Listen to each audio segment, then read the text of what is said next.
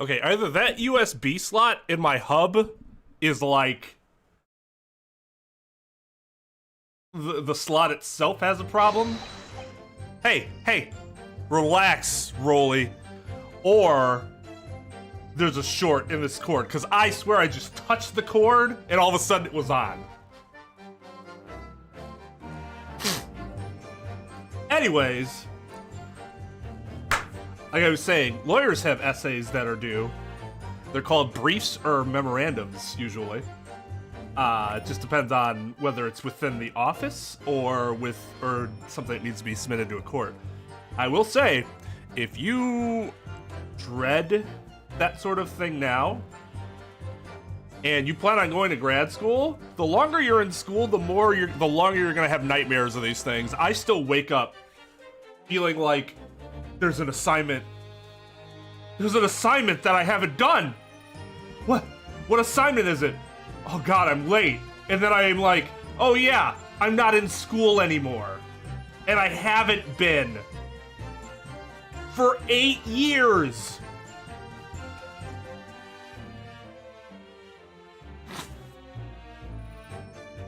Yeah, normally, so I don't actually do a lot of brief writing, just because for immigration, there isn't a ton of brief writing. I am actually working on one right now, but it's nothing different from, well, it's different in that the expectation of quality is a lot higher, but it's very similar to a persuasive research paper that you're writing. And there's like a specific kind of format that is expected. Because if you go outside of that, it's not that you can't go outside of that, but if you go outside of that, it's just inherently going to make your argument sound weaker.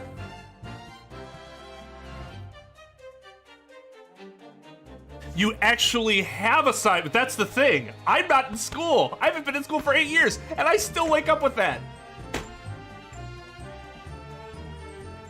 Gah.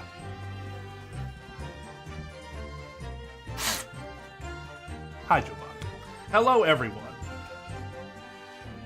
Back here with Rolly and Polly. Oh, sorry, Pat. Pat Roll. Oh,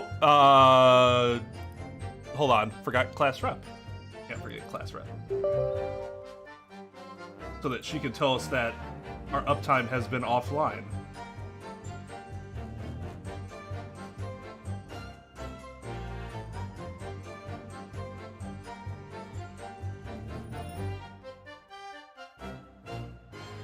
Hold on, she's not up yet. When you hear the ding.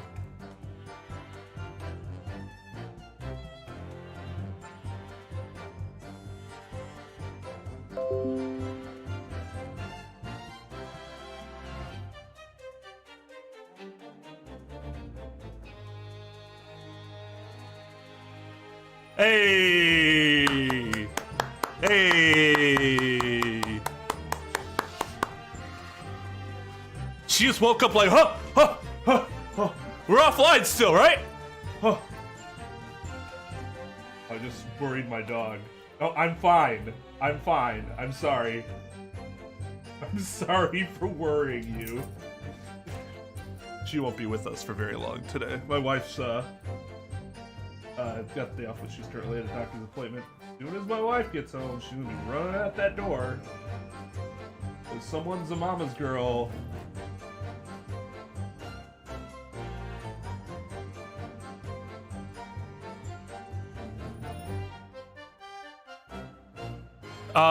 Okay, his voice was... They were both Southern, that's right. This case has wait, no, it's definitely British. This case has nothing to do with this Mr. and Miss Garrideb. Believe me, sir, a London Bobby is good for his word. God, I'm still... Okay, let's try that again. This case has nothing to do with Mr. and Mrs. Garrideb, sir. Believe me, a London Bobby is good for his word. You see, sir, the windows on the top floor of the Garrideb house are top hinged casements. Obviously, if anything had been thrown out of the window, we would have seen it. I did leave the scene to go and fetch help, but my trusty Rolly was there to make sure nothing was disturbed. You mean when he had his face in the ground? I didn't take my eyes off the crime scene for one moment, sir. Nothing strange to report on that front, sir.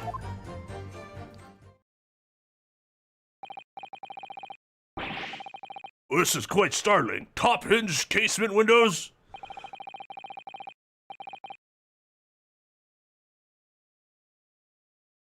That detail was not in the police report, Constable.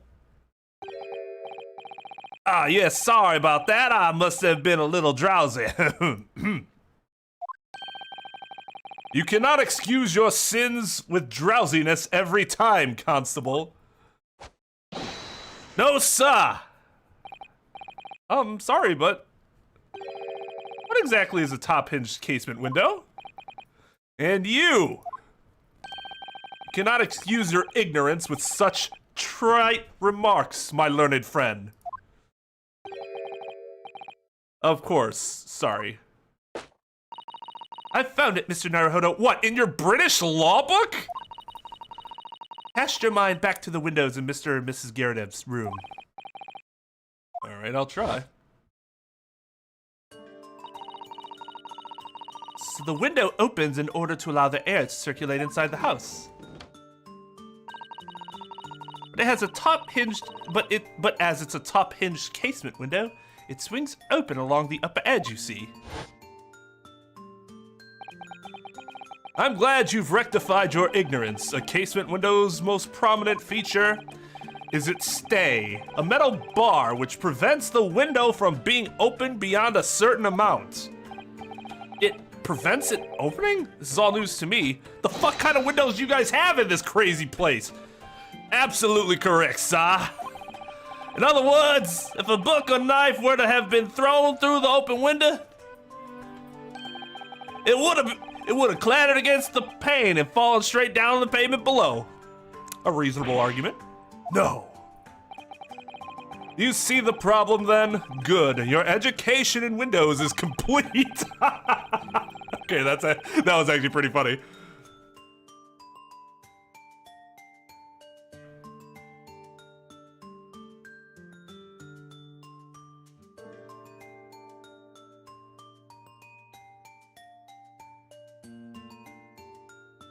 Okay, yeah, let me do my work now.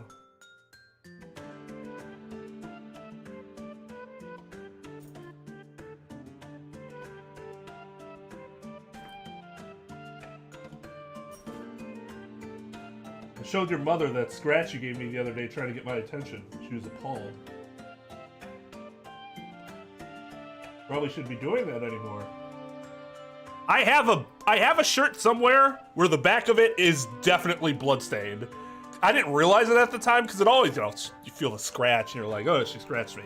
But apparently there was one time where she really got in there because the upper left part of my back just has like two huge like I was attacked by a fucking werewolf or something.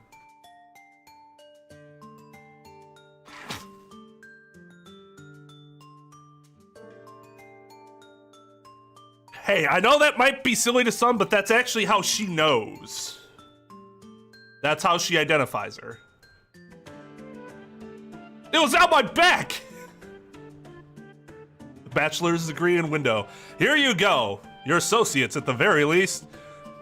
There was never any possibility of either the book or the knife traveling 15 yards over the road.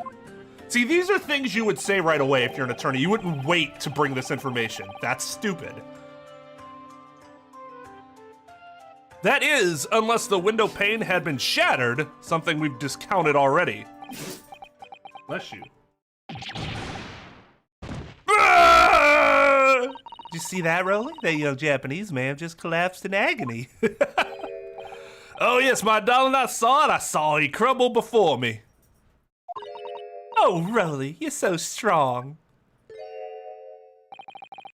How is this happening? I haven't even started the cross-examination yet. Already my argument's been destroyed. Also, if you could drag yourself upright again, the court awaits your cross-examination. As worthless as it might be.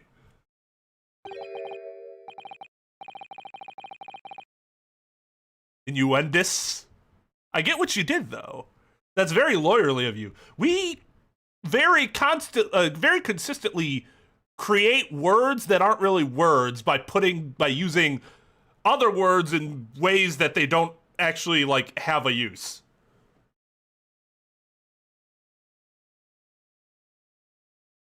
In fact, I'm pretty sure if we look back at some court decisions, judges are single-handedly responsible for some creation of words that were used for the first time in text. And everybody's just like, well, I guess that's a word now.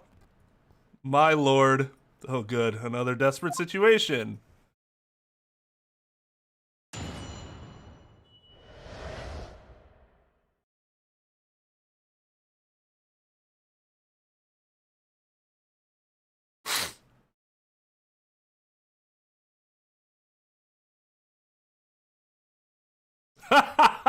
That actually sounds kind of awesome.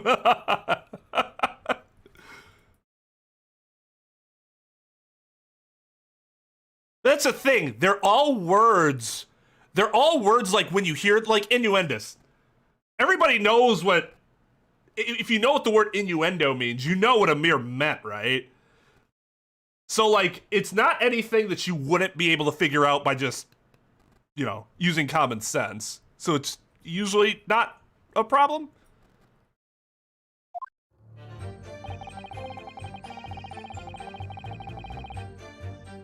What?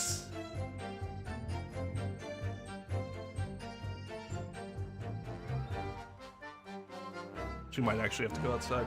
Did your mother not let you out today? Okay. All right, the desperate cross-examination when I return.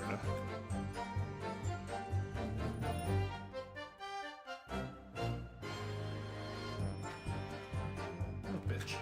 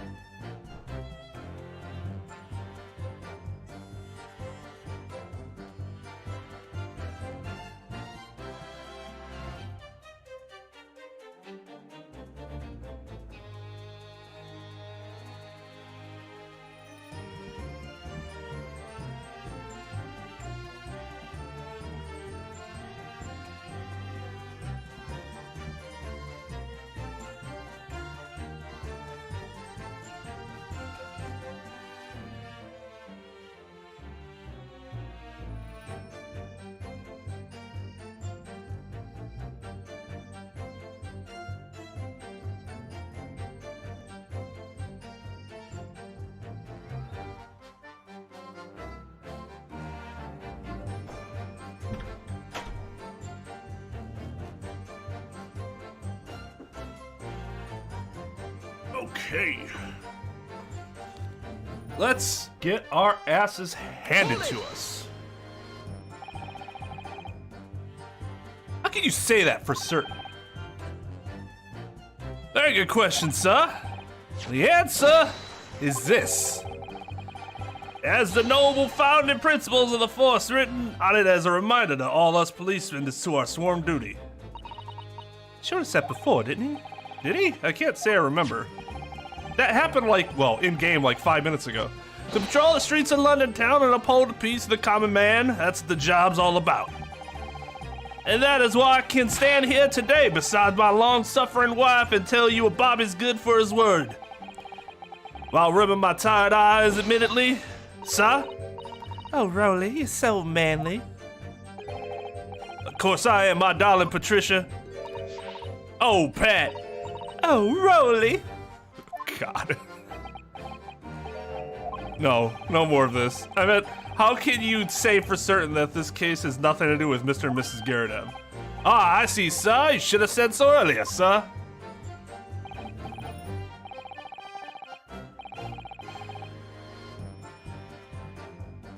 Yes, well, so could you answer the question? That was a waste of time then. Absolutely, sir. I'll answer it to the fullest of my ability, sir. There's a surprising reason why Mr. and Mr. Garredev's domestic dispute can't be related to this case. Before I get into that, sir, just one thing. Yes? I'd very much like you and all your countrymen to understand the great British institution of Scotland Yard. So I hope you'll take back some tales of us London Bobbies and how we uphold our guiding principles. I wasn't planning on going back just yet. I've only just arrived here. So to that end, sir, I'd be happy to lend you my warrant card for your personal perusal. But I must warn you, you won't be able to get through it without shedding a few tears. Wait, what? Thank you, I'll try. Okay.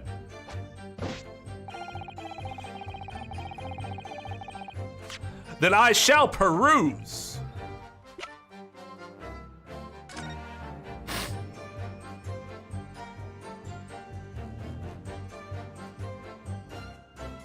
Yeah? Yeah?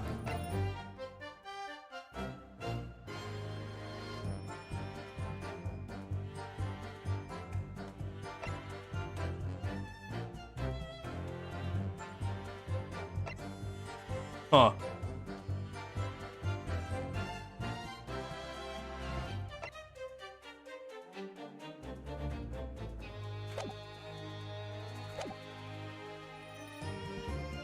Hold it!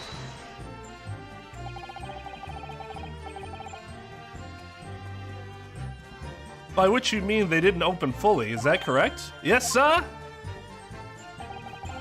Just there to allow a bit of air through the house, you see, so they're restricted as to how much they open. And therefore, anything thrown out of the window from inside the room would simply strike the pane and fall to the street directly below. For clarity, allow me to mark the map.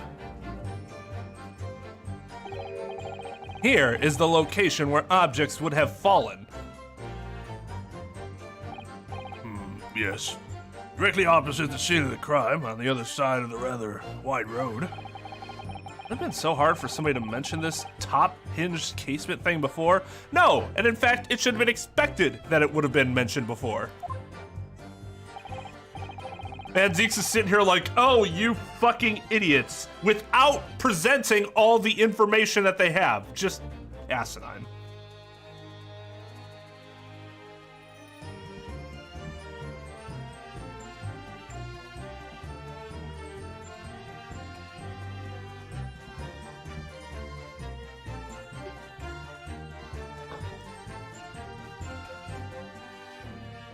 Well, I have another question for you, Constable.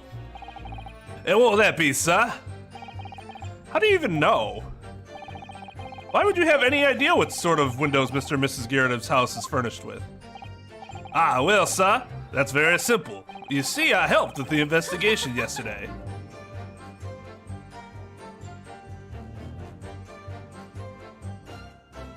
She's so happy. This doesn't seem like something where I'd be like, I'm sorry, do you have something to say? She's like, Oh yeah, he did his investigation. It was wonderful. He was so strong and sexy when he was doing it. Excuse me. do you have something to add, Mrs. Beat? Sorry. You look, well, delighted. You look well delighted. Is there any particular reason for that? Oh, I was just remembering. That's all. We really were so lucky.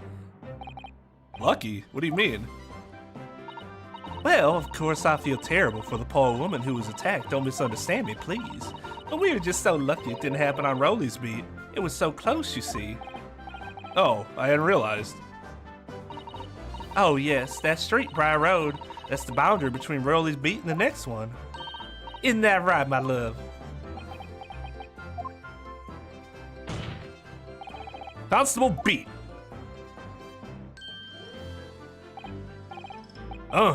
Yes, that's right. That's the reason I was helping out with interviewing the occupants of the Garrett household yesterday. The house is on my beat, you see, sir. That really was cutting it close then. Thought you just said it wasn't on his beat. Constable, I wonder if you could clarify something. If the Garrett household is on your beat, does that mean that the pavement next to it is as well? Outside Mr. Garrett's house? Yes, ma'am. Pavement on that side of the road is part of my beat. I see. I was unaware of that. Just think, the woman had been attacked just on the other side of Briar Road. We would never been able to go for that meal to celebrate our wedding anniversary. But that's the life of a Bobby after all. Okay, what? Is it all on his beat or is it not? That's obviously the issue. And we'll have to use the book or whatever, but... Extraordinary people, our Bobby is tirelessly working for the benefits of all you Londoners. You know what I think? I don't really care what you think, but go on, you're gonna tell me anyways. I think it was the good Lord's way of rewarding my Rolly for all his hard work. The house was, but the crime scene wasn't. Doesn't that seem kind of stupid? Wouldn't they just have the whole road on the beat?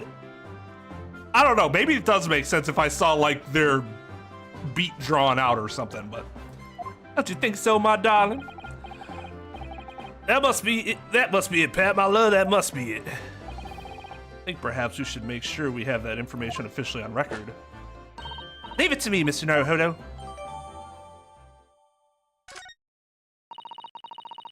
Now it's my turn, I think.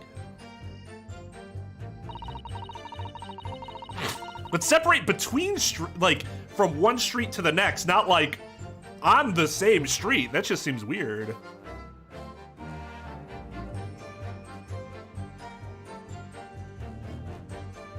But like I said, if you showed me, like, their outline of, like, their map for what they run or whatever, or they patrol, maybe it would make more sense.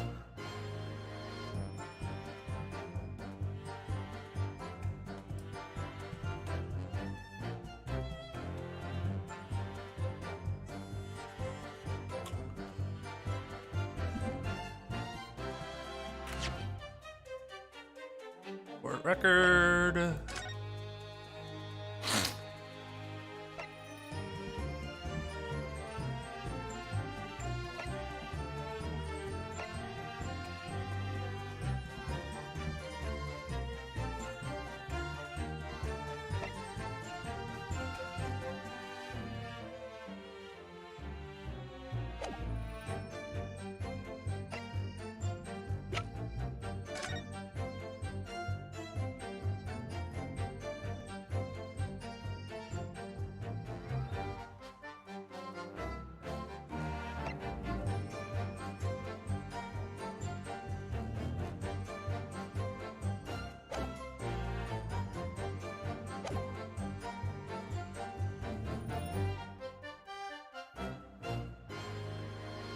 Free for all then.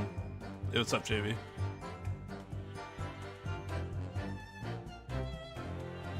Hold it! According to my notes here, the sun had gone down already and it was dark. Oh, but Rolly and I were strolling along, gazing at the night sky and looking for our lucky star. Sorry? The star that will guide us to eternal happiness. Can it guide you to answer the question? If a flaming book had cut across the sky in front of us, it would have lit up like a shooting star. And if I had seen a shooting star, I would have made a wish upon it. Let Rolly be an inspector, I would have said 3 times at least. Of course, what with the smog and everything, we couldn't actually see any stars. In short, are you trying to say that something or other, that neither a book nor a knife crossed the sky before you? Yes, sir, that is correct, sir. It sure as the night sky in London is starless, sir. Certainly seems like they're telling the truth. Then we saw the poor woman fall to the ground, so we came straight over to, so we ran straight over to help her.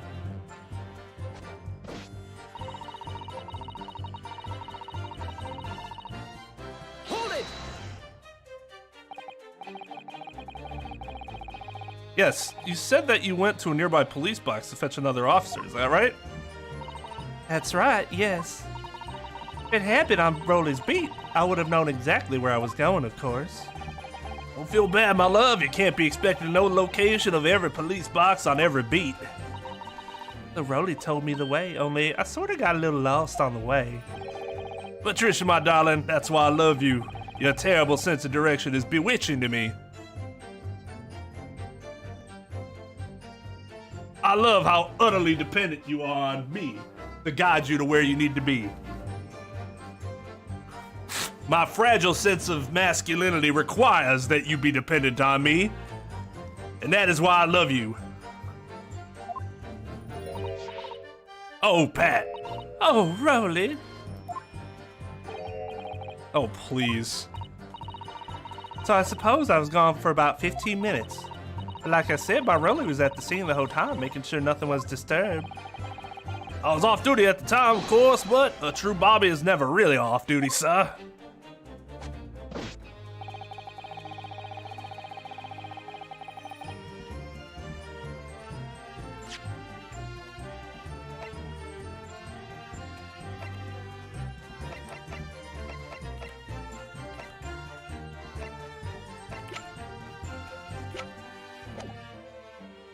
Hold it! Nothing to report? That's correct, sir. My eyes wide open the entire time, never looked away for a second. No one else approached the scene and nothing was removed from it. I can swear to that on the yard's honor, sir. Really, that seems a little strange. I beg pardon, sir? Strange, sir. Seems altogether regular to me. This burnt copy of the Lion's Pride was originally in the Garredeb's household, so the question remains, how did it find its way into the hand of the victim? Can you shed any light on that, seeing as you were at the scene of the crime the entire time? Aha! Could it be a different copy, sir? One that just happened to be burnt as well? Even if that were possible, why would the victim have been gripping a book like that in her hand? As you can see from this photographic print, she had a bag over her shoulder. Well, sir, that book was in the lady's hand from the moment we arrived on the scene. Is that so? Something about this statement that's not sitting right with me. The two mysteries of how that knife ended up in her back and how that book ended up in her hand. There must be some common thread between them. Can I ask you something, please, Mr. Lawyer, sir? Fuck off. Oh, I mean, sorry, yes, of course. What is it? You're doubting us, aren't you? I can tell. What? I wasn't really, I mean, what's she doing? Making you feel bad for doing your job? Please, just because I'm a woman, it doesn't make my testimony any less valuable. You might just see me as the wife of a policeman, but I'm a woman of my word, I am. Ha ha! I really don't remember ever suggesting that I doubted you.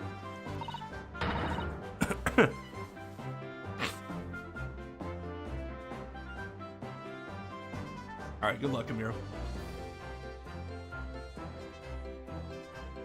Just multitask, forehead. I wish my eyes sparkled like that.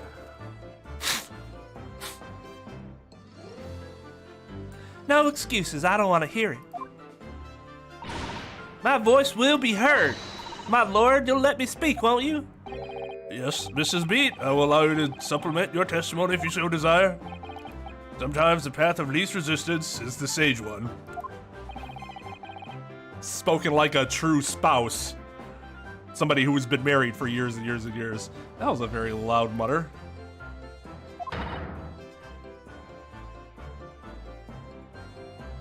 I heard that. That Japanese man thinks a policeman's wife's word counts for nothing, does he? Now watch out, sir. I might let you get away with something like that, but my Rolly won't. Duly noted, Mrs. Beat. Please, I humbly ask you to continue. What could you possibly be about to say, I wonder?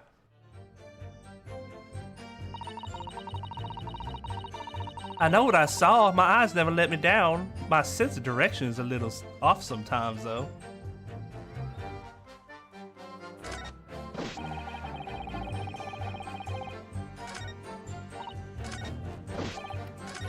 Fuck. Didn't mean to do that.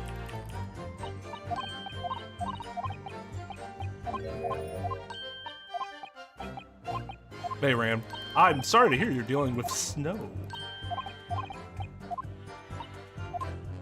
Snow sucks.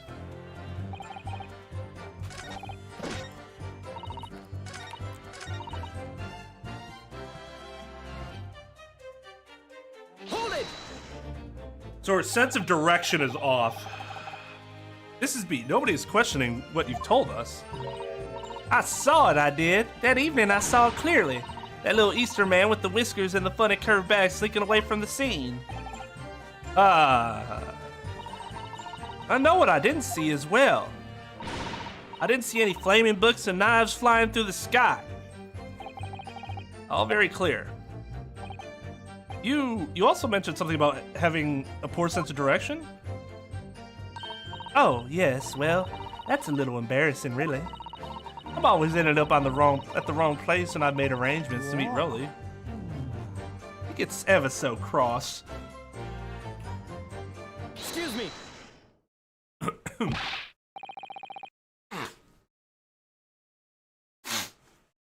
Constable Beat, is there a problem?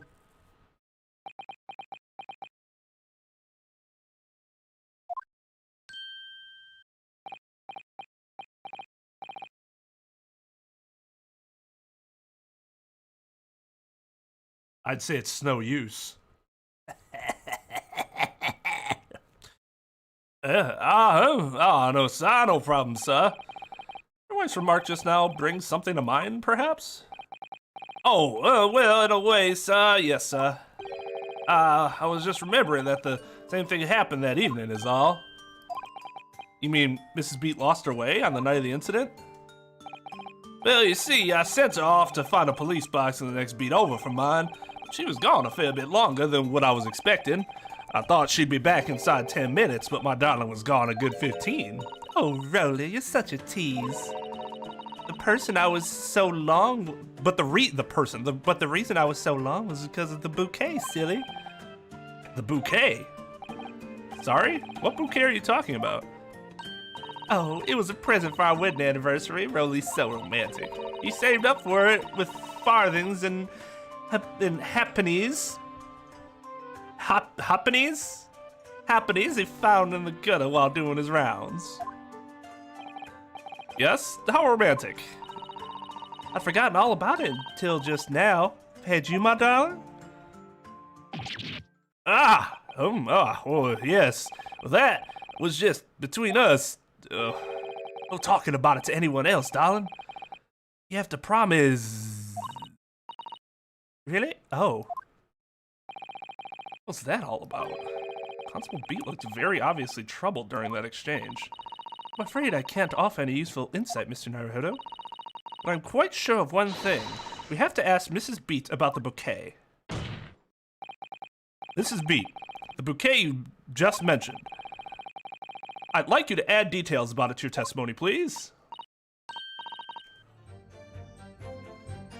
Oh, really? Yes, I'd love to.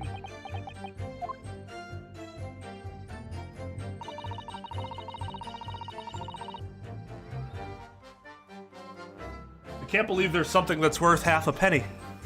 Well, what's a penny for them? What happened was I dropped my bouquet and ended up losing my way for a while. Hold it! You mean you dropped the bouquet at the scene of the crime? Yes, that's right. Oh, I was so upset. When we ran over and saw it was a woman with a knife in her back, I was so shocked I dropped the bouquet Rolly gave me. It was in a dark spot where the streetlights weren't casting any lights, so I didn't notice at first. And then you went to the police box to report it to the policeman whose beat it was on? Yes, and I came back to the scene together with the other constable, you see. That's when I spotted my bouquet again. The funny thing was, when I went to pick it up, it was nowhere near the victim's body at all. In case you need reminding, Mrs. Beat, the victim is not deceased. I was all flustered for a moment before I heard a voice call me from the other side of the road. Your husband, presumably. That's right, silly me, I had gone over to the wrong side of the street. Although, I'm gonna blame the bouquet this time. I can't think how it got there, I really can't. So the bouquet somehow moved from one side of Briar Road to the opposite. Curious indeed. Isn't it? The worst of it is I forgot to pick the bouquet up again when we left the scene. That beautiful rose Rolly bought me. With that change from the gutter he spent so long collecting. By bouquet, do you perhaps mean this sorry solitary rose? Oh, yes, that's it. That's the bouquet Rolly bought me for our anniversary with old bits of change he found in the gutter.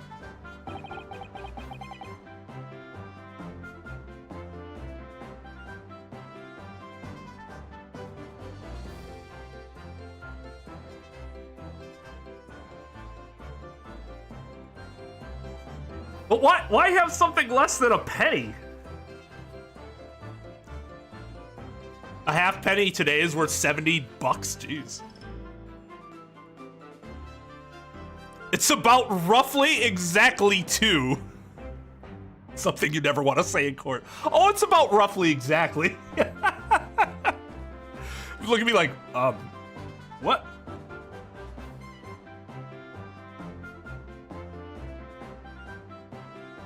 Maybe just call it a rose. Tell us, Lord Van Zeeks, where'd you come by the flower? According to the report by the police officer in charge of the crime scene investigation, it was found on the edge of the pavement in front of the Garrideb's household. In front of the Garrideb's house? Although it wasn't noticed until the morning as it lay where the street lamps cast no light.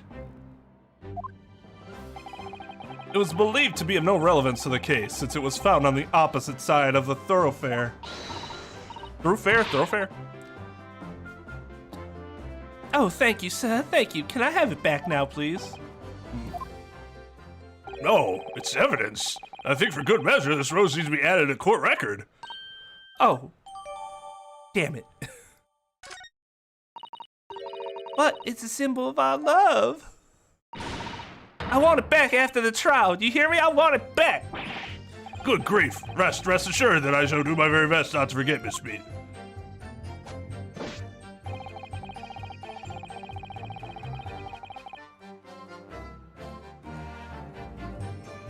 Coincidentally, a rose is about roughly exactly 2 half roses.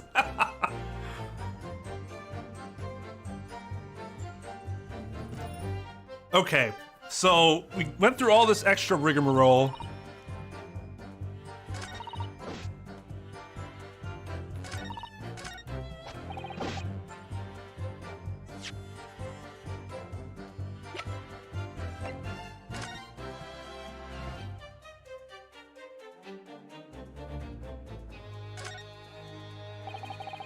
Very stylish paper the flower's wrapped in, isn't it?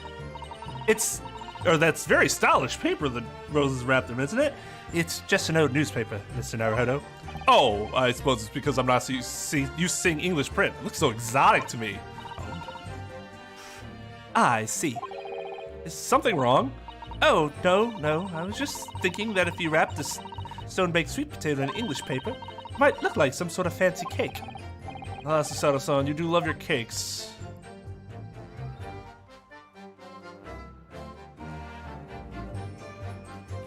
Anything else interesting about it?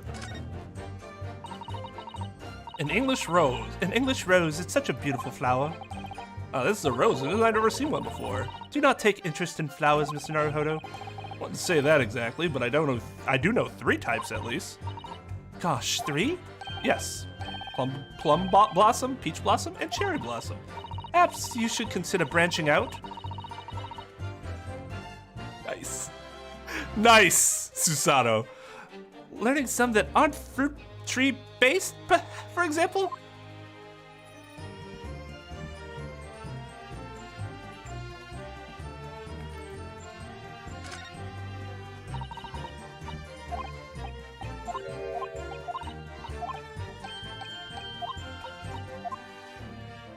I don't think... Is there anything weird about it that I can't see? I don't think so.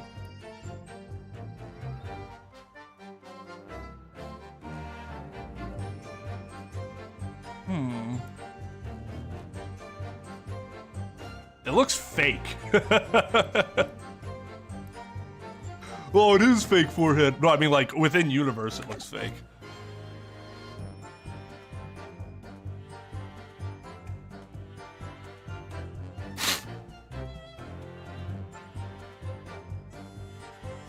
Ah, so a penny is about 50 cents. I see.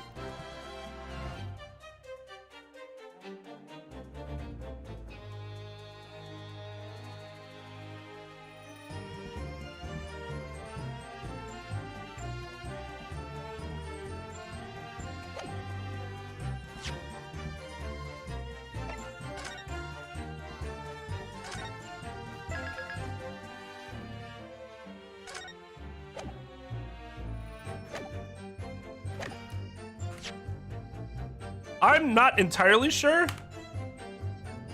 Objection. You claim, Constable B, that there was nothing to report in the 15 or so minutes you were guarding the scene. That cannot be. What do you mean to say? In your testimony just now, Mrs. B, you explained to the court that when you arrived back at the scene of the crime with the policeman assigned to the beat, the bouquet you had dropped at the victim's side was no longer anywhere nearby. Objection. Yes, on the opposite side of Briar Road to where the victim was attacked. But considering the size of that meager bouquet, if a single sorry bloom can be so described, dude, what an asshole.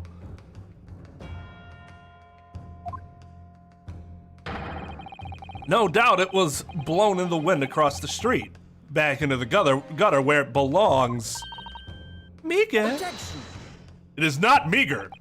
But if that were the case, why did Constable Beat not testify to the fact? No one else approached the scene, and nothing was removed from it. Is she writing all this down? Oh, it is like a diary, isn't it? How many books does she have?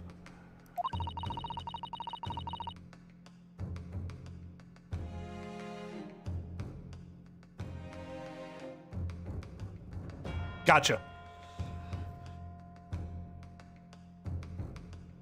Constable Beat swore to that on Scotland Yard's honor. But the bouquet belonged to me. It has nothing to do with the case. That's why Rolly didn't mention it, I'm sure. No, because sadly, it's not only your bouquet we're talking about here. It's an iBook. It has just everything in it. It's a magic book. It's magic. He's just roasting everyone. He's just a sorry, mean, sad little person. More than one thing in this case is mysteriously the wrong way around. What are you talking about? Think about it. Besides Mrs. Beat's bouquet, there's Mr. Garrett's book. Mr. Gyarados' copy of the Lion's Pride, which was thrown out of the window by his wife, would have struck the pane of the casement window and landed here on the west side of the street.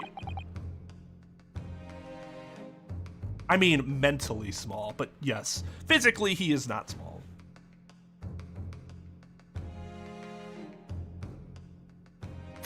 Roughly exactly 1 book or so. And yet, it was actually found here on the opposite side of the road in the victim's hand. Meanwhile, according to the testimony we've heard, Mrs. Beat's bouquet should have been dropped here at the scene of the crime on the east side of the street. But in fact, it was actually found here on the opposite side of the road in front of Mr. and Mrs. Gyarados' house. There's no logical explanation for those things, unless someone deliberately moved them. What are you trying to say? The way you're talking, it sounds like you think my Rolly's done something wrong. You listen to a word that's... Don't you listen to a word that scrawny lawyer says. Yes. How about you listen to this husband beater instead? Wittering on about books and bouquets, why should we care? It's nitpicking, that's what it is. Oh, good. Mrs. Gyarados come round. Ha ha ha, pun intended.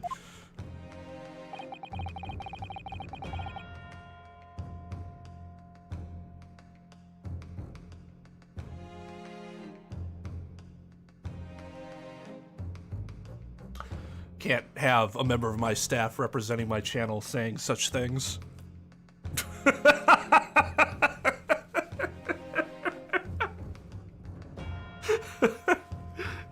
You go to your personal Twitter and you say shit like that and make sure in the bio it says, tweets are my own.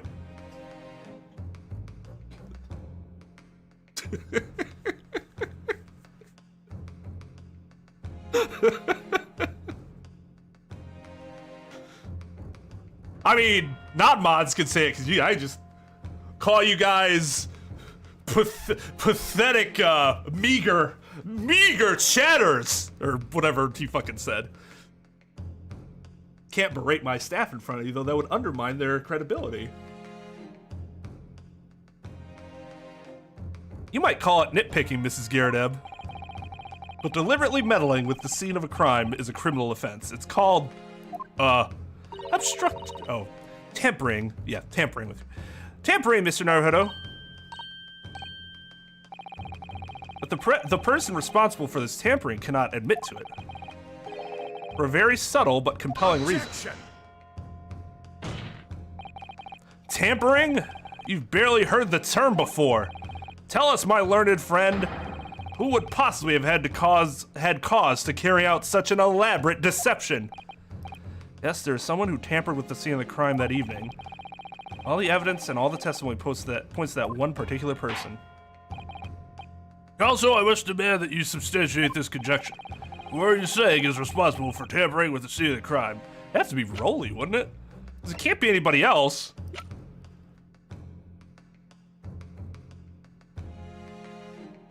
Unless it was our client. Take that! Obviously, there's only one person it could have been. Constable Rolly Beat. It was you! It was you! It could only have been you. Wait, what's the fucking line? It had to be you! What? A policeman? A member of Scotland Yard? What nonsense. Why would my Rolly do something like that? There's no one straighter than my husband.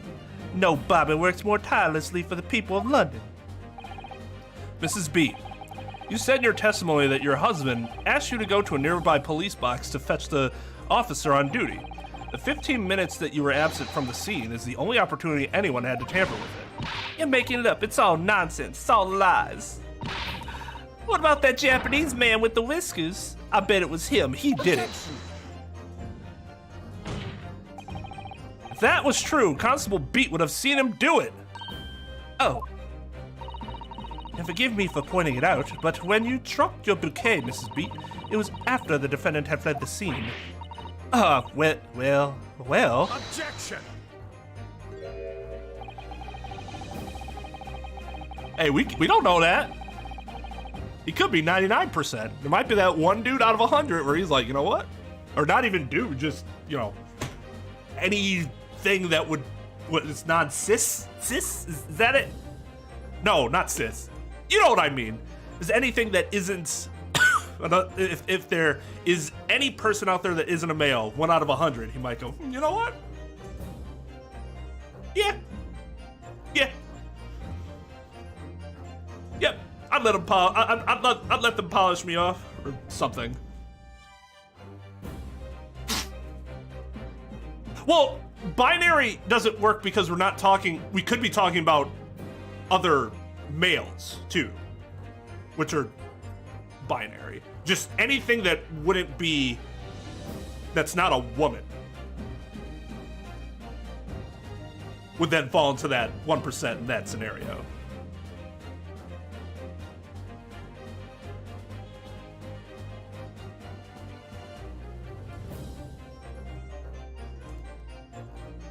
He didn't give any other indication, but doesn't mean it's not there.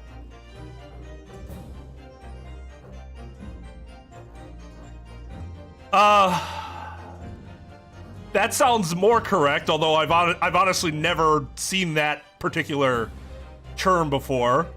Heteronormative, huh?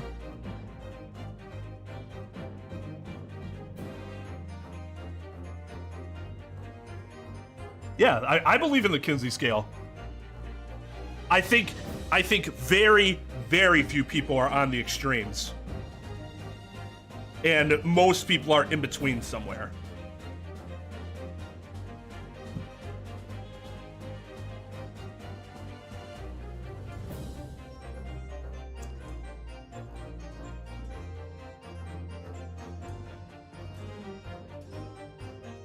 Come on. Mix, damn you.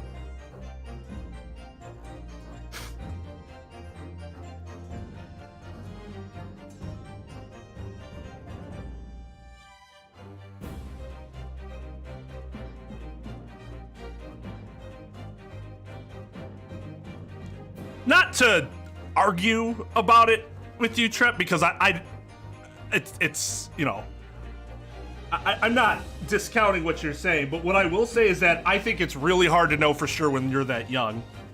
I don't think you can say for sure. You've experienced so little compared to most people.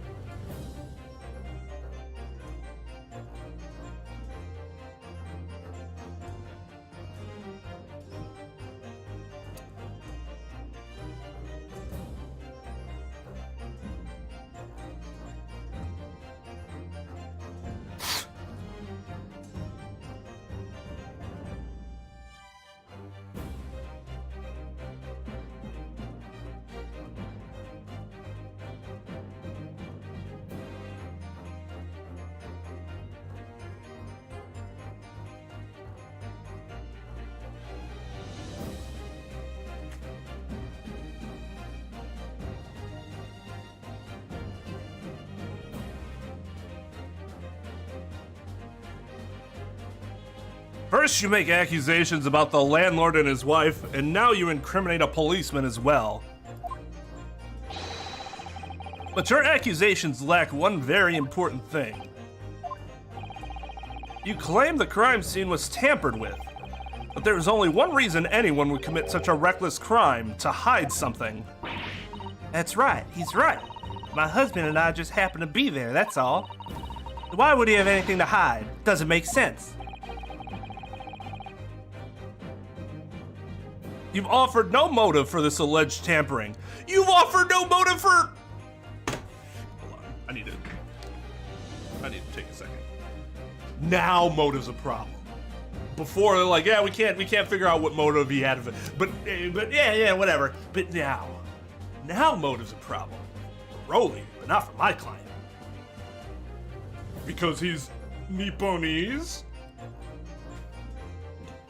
Fucking fancies.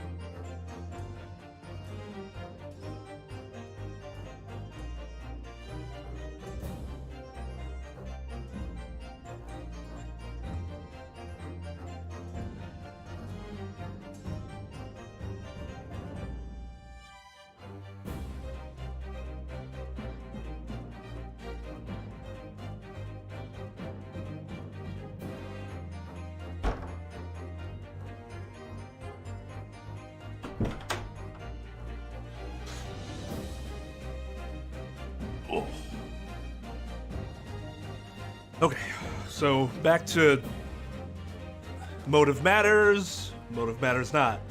Motive matters, motive matters not. We just pluck off the petals of that rose and figure out which way the court's gonna lean.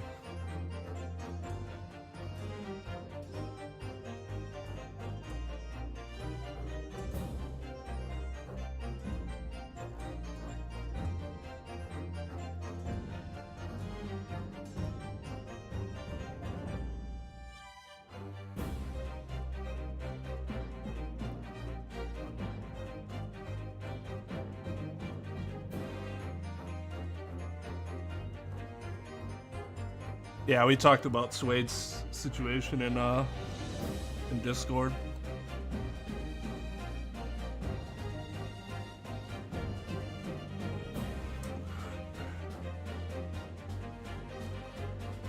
So, what Japanese companies are, well, what Shop Bro is doing, the Pokemon parent company, is that they file a lawsuit in Japan for copyright infringement instead of going through the copyright claiming process on YouTube.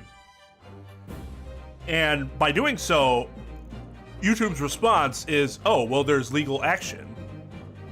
We're going to remove your videos if there's found to be copyright infringement in said legal action. We're going to take the videos, delete the videos, and you'll receive a copyright strike. There's found to be no infringement in the legal proceedings. You know, it'll be fine.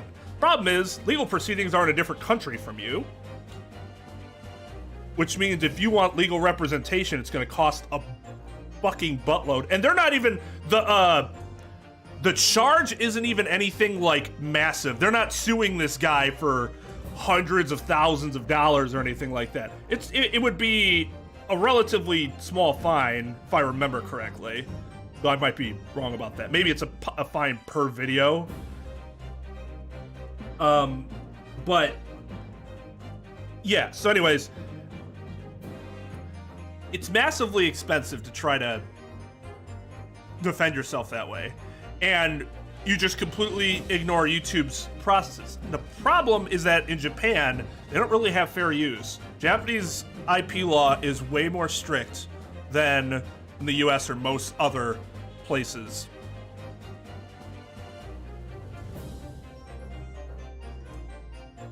And YouTube just saying, oh, well, we'll abide by the legal action, then gives anyone, anywhere outside of the US a means of getting something taken down by just going, all right, I'm gonna place in Europe, people like, all right, I'm gonna file this, you know, in wherever there is no fair use. I'm gonna file this lawsuit here. And YouTube goes, well, I guess you gotta defend yourself in fucking Bulgaria.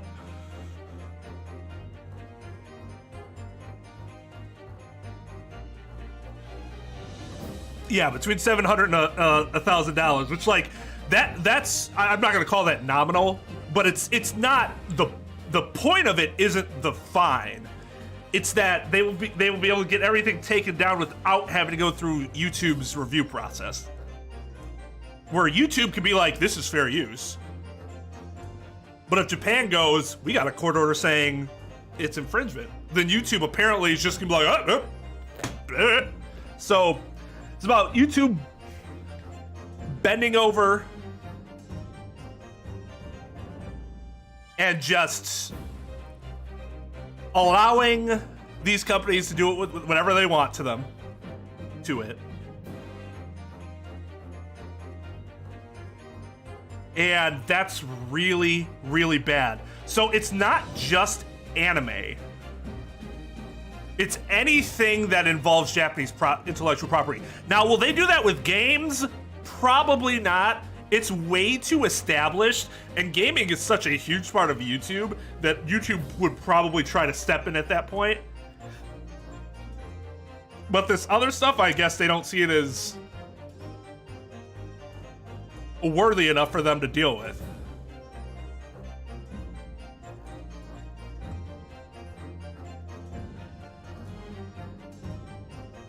Well, your channel is going to get deleted because you get you reach the maximum amount of strikes.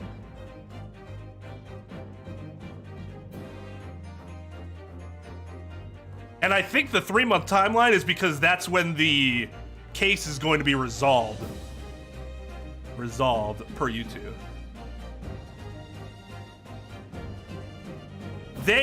Now people say the way to solve this is by geo-blocking, which YouTube would have you believe that it's difficult for them to do, but it's not. There are other smaller companies that do geo-blocking just fine. YouTube implements some amount of geo-blocking themselves. Where you can then just block Japan, because as long as it's being blocked in Japan, their theory is that, well, you're not availing yourself to their laws because none of it's being shown in Japan, which I don't necessarily buy that argument, because you are still using the Japanese intellectual property. Just because I take and bootleg Mario merchandise in Europe doesn't mean what I'm doing is legal suddenly. So from that perspective, it causes a problem. But at the same time, YouTube has to do something to solve this issue. They can't just sit back on their thumbs. They have to figure out how something will work.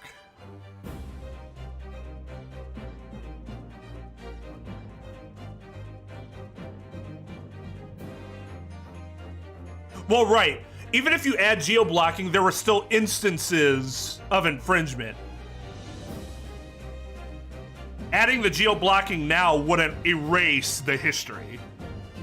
Unless... Well, no, that would never happen.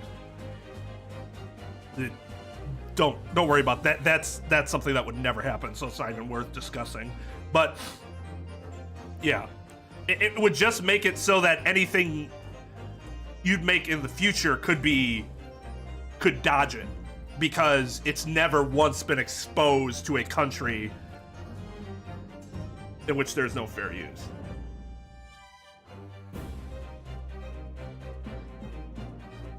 See, the big issue, and the reason I'm talking about the whole different countries thing, is because international IP law is different from everyone's own domestic IP law. There's a sort of a basic understanding domestic. That doesn't mean everybody's gonna abide by it, but there's a way that works out, and I'm not sure geo-blocking solves the issues that international intellectual property laws that are created under international copyright laws.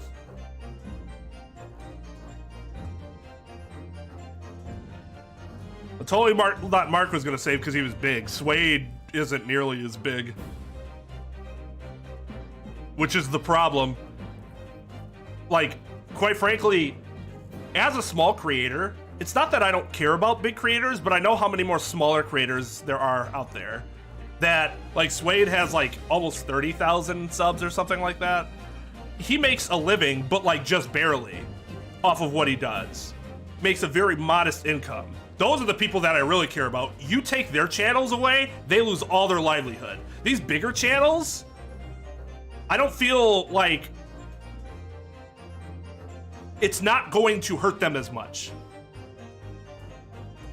financially speaking.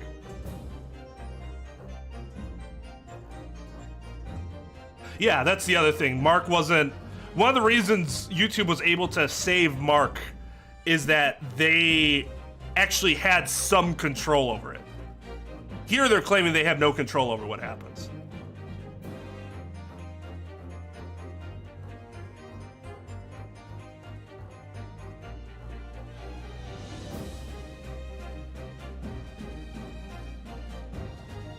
Yeah, CJ, you are right in that regard, which is why... But Nintendo, for example, still doesn't necessarily abide by that. Nintendo's been on the warpath lately.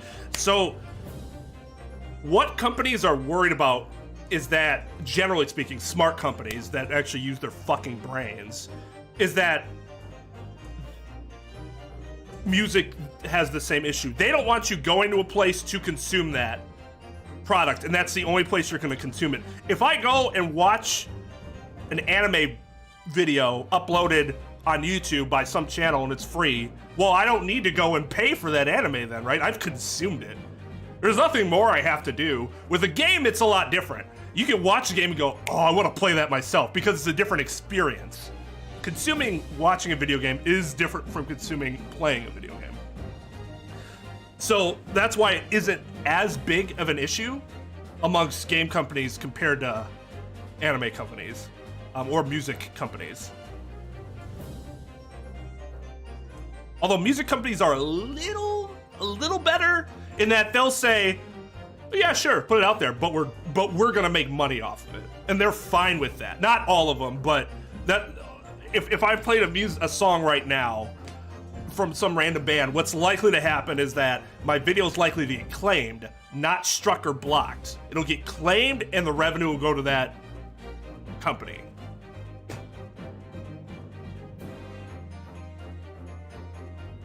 But yeah, it's a really shitty situation.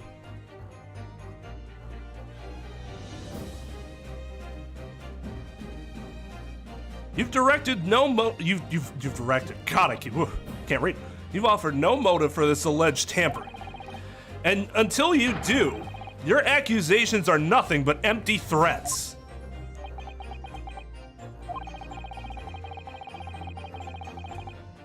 Are they threats? An accusation isn't necessarily a threat. Wouldn't a threat be something like, I'm gonna indict you, as opposed to, I think you did it? There's an implied threat there, maybe.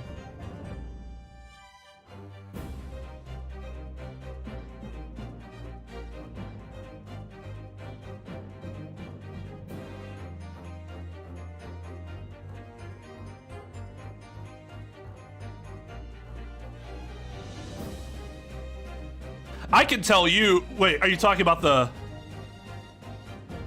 Well, right, that's what I said, Lugia.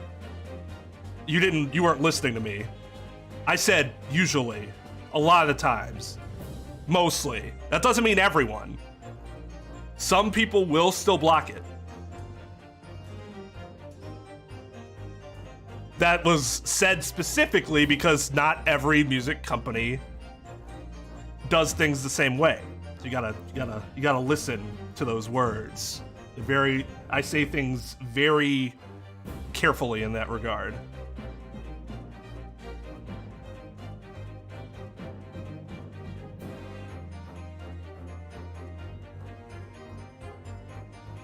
Perceived threat. It's just weird though, because it's not like the way he's using it is. Constable Beat had a very good reason for wanting to tamper with the scene of the crime. That's the key to this entire affair. Mr. Naruhodo, have you managed to solve this mystery? Counsel, you have made a very serious accusation against a London police officer. You are mistaken. I'm sure I need not point out that your reputation as a lawyer will be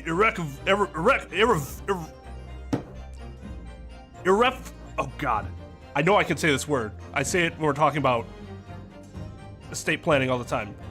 Irrevocably damaged.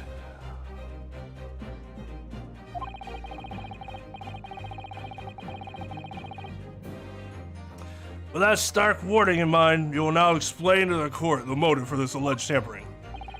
Yes, my lord.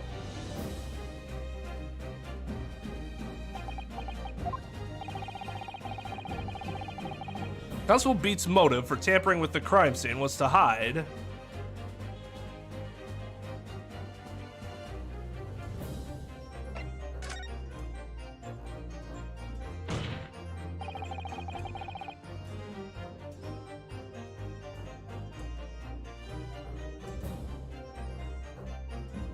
Oh wait, is that right? Where the victim fell to the ground. That's what this Bobby had to cover up at all costs. What? where the victim fell. You mean where she was attacked? What are you talking about? We told you at the very start, didn't we? On the pavement of Briar Road, we saw it happen, remember? It was right here, as if anyone didn't already know. That's certainly what everyone has been led to believe, but in fact, that isn't where the victim was stabbed at all. What? What?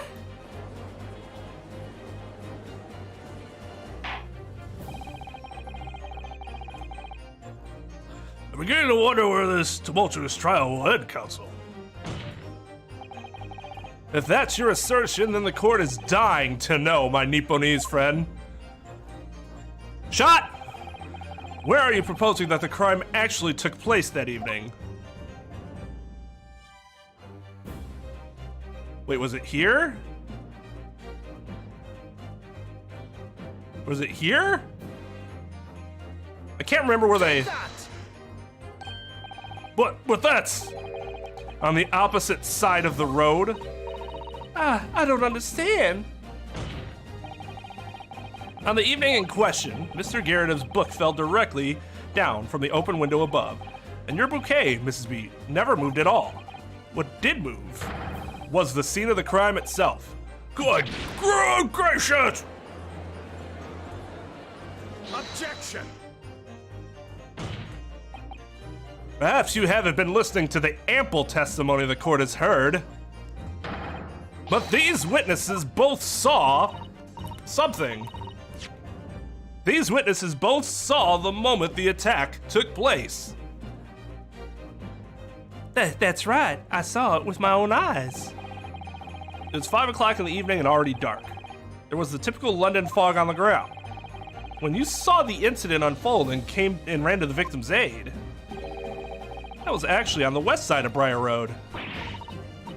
No, that's not true. It can't have been. Constable Beat then arranged for you to be absent for a while by sending you for help. And during the 15 minutes you were away, he transplanted the crime scene.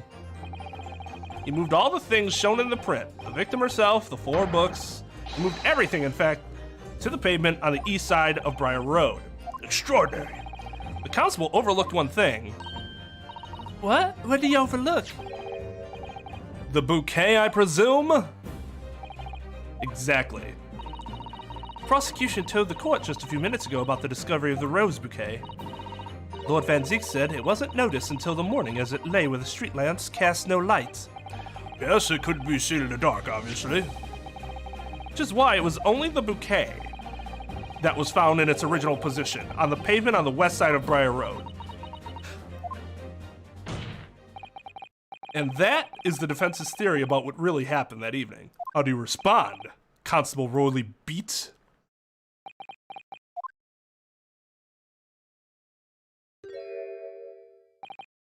Oh, well, I'm very sorry.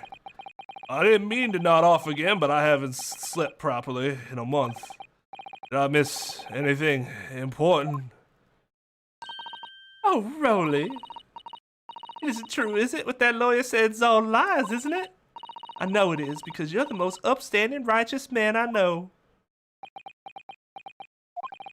I had a dream, a terrible dream. All the things I did that night. Everything come out. Everything exposed.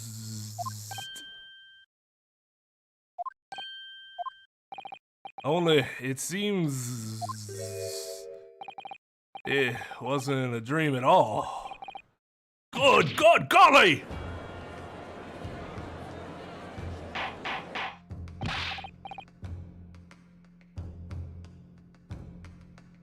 Order!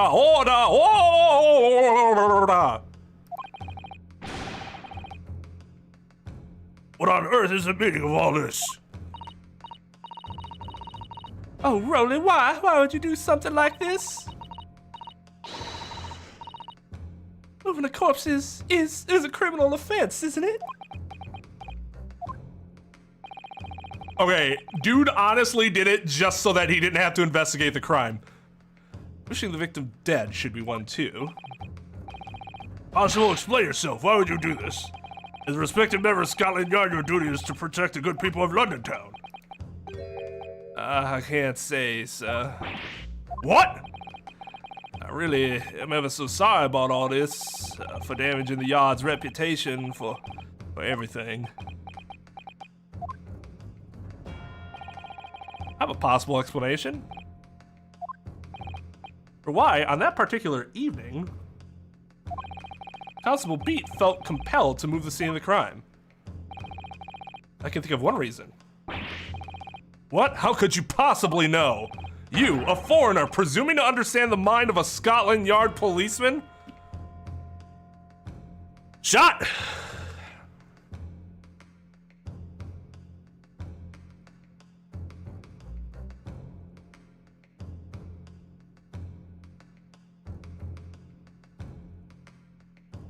This will not.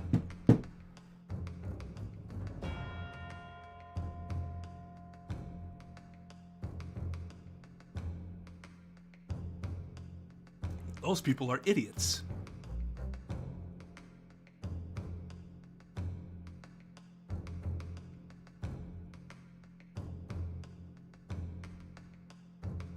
And also apparently want the world to be a very boring place. Without disagreements. Everybody would just agree on everything. Besides world peace, I don't really see where that would ever be a good thing, because it would be fucking boring.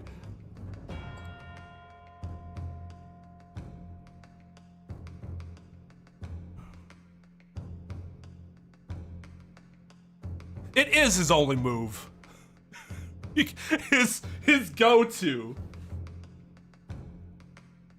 He's the basketball player that you can easily defend because he only ever goes right as a righty. You're like, you just guard him to his right, he'll never go left.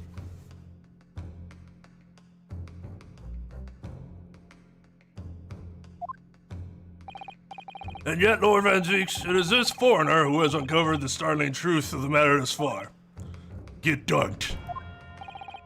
I believe it would be beneficial to court to hear this extraordinary young lawyer's theory. Counsel for the defense, if you please. Yes, my lord. Now then, I think you had better show us more evidence. At once, my lord. England, Japan, it makes no difference where you come from. Human emotions are the same. And I think I have a fairly good idea of the feelings behind this man's actions. What gives away the motive for Constable Beat's unthinkable actions? The fucking bouquet. Take that! I realize that I'm a foreigner in this land, and I have only just arrived from Japan, which is why all this information about London's so-called bobbies is completely new to me. I've learned that, though honorable, patrolling the beat is the most demanding work in the world, for example. Keeping the peace, looking after the citizens, on his beat is in all kinds of ways. There's no doubt that the young Bobby is charged with a great deal to do each day, certainly. But for Constable Beat, the day in question was special. Special? How? On account of this bouquet, my lord. Oh, yes! It was our very first wedding anniversary. Constable Beat had worked so hard to be able to afford this simple gift for his wife, and was so looking forward to taking her out for a celebratory meal. When he and Mrs. Beat stumbled upon a crime along Briar Road.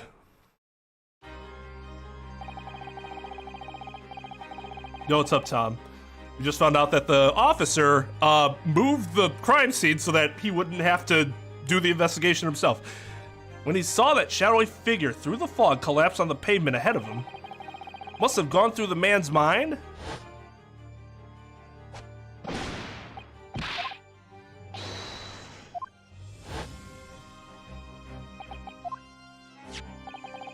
This is the warrant card that Constable Beat offered to lend me earlier. Inside, among the rules for patrolling policemen, it says, when a crime is discovered on his beat, a policeman must assist with initial investigations and help detectives. Aha! Constable Beat, is that or is that not the reason why you moved the whole scene of the crime that day? Yes. Everything you said, it's all right. So that's it. It was all to do with the boundary of your beat. Oh! Exactly. To summarize, the incident actually occurred on Constable Beat's beat. Good gracious! Constable, you realize the gravity of what you have done? It was the first time since I became a copper that I'd even cursed God, that I'd ever cursed God. Stay close to me, Pat. The criminal could still be lurking somewhere. As we ran over to the scene, I had every intention of doing my duty as a police officer. Gotta report this to the station as quickly as possible. But then, it dawned on me. I realized where we were, where the victim was lying, and what that meant for me. When a crime is discovered on his beat, a policeman must assist with initial investigations and help detectives. Why here? Why did this have to happen here? And why tonight of all nights? Why?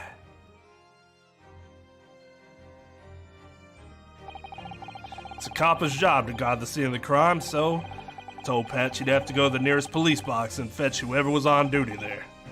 It was then when I opened my mouth to speak, it just came out. I couldn't believe the words that were coming out of my own mouth.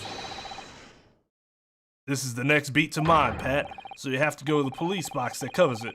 Turn right along Mearstrom Street and then...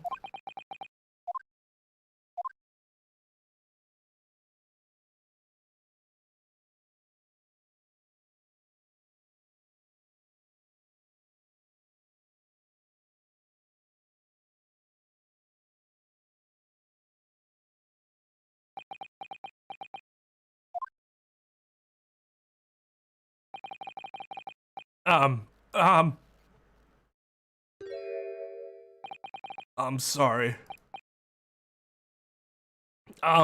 So sorry. Oh, Constable. I just wanted, just that one night, to take my Patricia out for dinner. Oh, Rolly. Just that one night. You knew that if the incident was on your beat, that your evening of celebration would have been ruined. How fired? Very fired. Yeah, the problem is that even though I think we can all agree that his love as a motivation can be a beautiful thing. And it's like, well, we understand why your love for your wife caused you to do something stupid. The problem is that it was really stupid. The benefits did not in any way outweigh the possible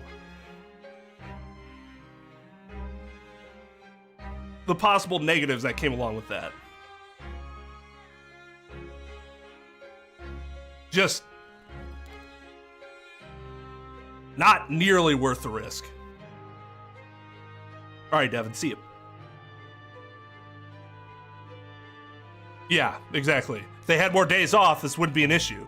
Because if he had, say, the next day off, he'd just be like, oh, that's all right. Yeah, I'm sorry, I'm so sorry, but we'll have dinner tomorrow.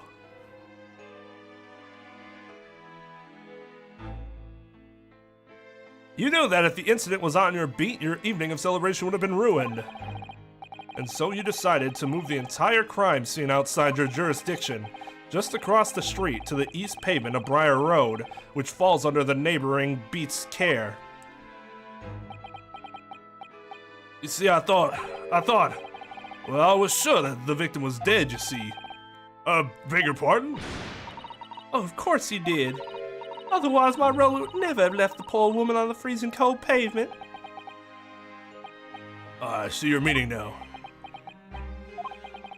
Well, God got me back for my sins, didn't he? That's why I missed the rose I bought for Pat. Oh no, Rolly, that was all my fault. I should never have dropped it in such a dark place. Then you wouldn't have been found out. I'm so sorry, Rolly. And you can tell us, and can you tell us, Constable, how many books did you move from the one side of the road to the other in total? 4 it was. Yes, sir. Definitely. 4. 3 of them dropped by Mr. Natsume, and the 4th being the one that fell from the window upstairs in the Garrett household, of course. But what made you place the fourth book in the victim's hand? And all the others were scattered haphazardly around, I mean. Oh, well, sir, that's because that's how I found it. How you found it? What do you mean? When we first ran over to the scene, the victim was already holding the book. So, when I moved everything, I made sure it was still in her hand. You're sure it was this book, The Lion's Pride, that the victim was holding? Oh yes, no doubt about it, sir. Interesting.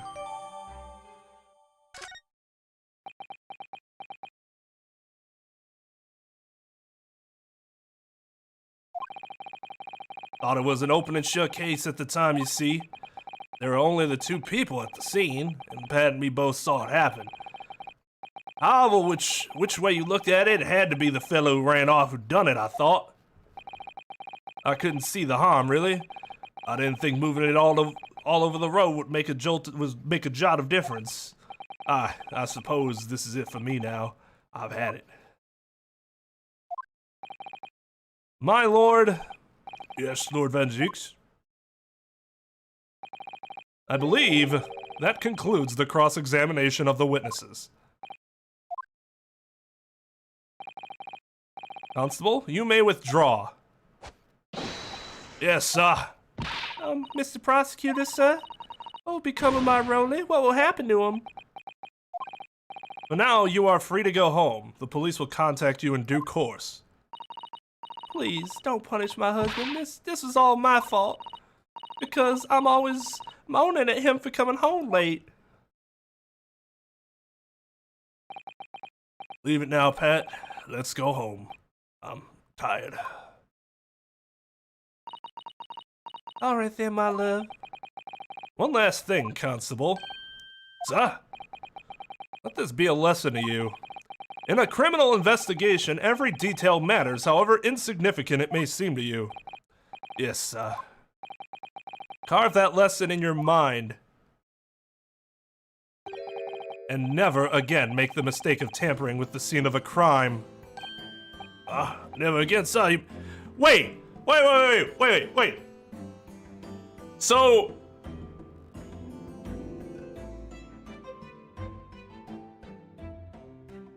the prosecutors here have jurisdiction over the police officers too? Just like in the prior Ace Attorney games? God, that's so weird to me.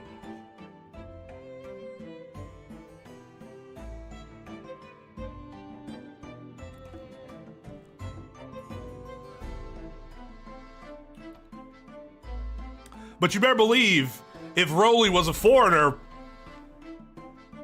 bye-bye.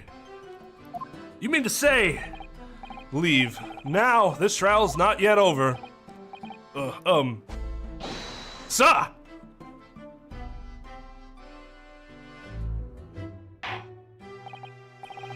Well, quite a startling revelation, I must say. Yeah, I don't know if it's historically accurate, but I wonder if they did it just because the people that play these games were used to, like, Edgeworth having control over Gumshoe, for example.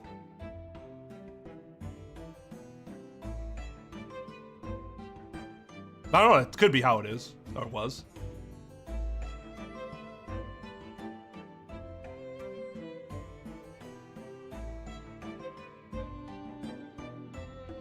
That's so interesting.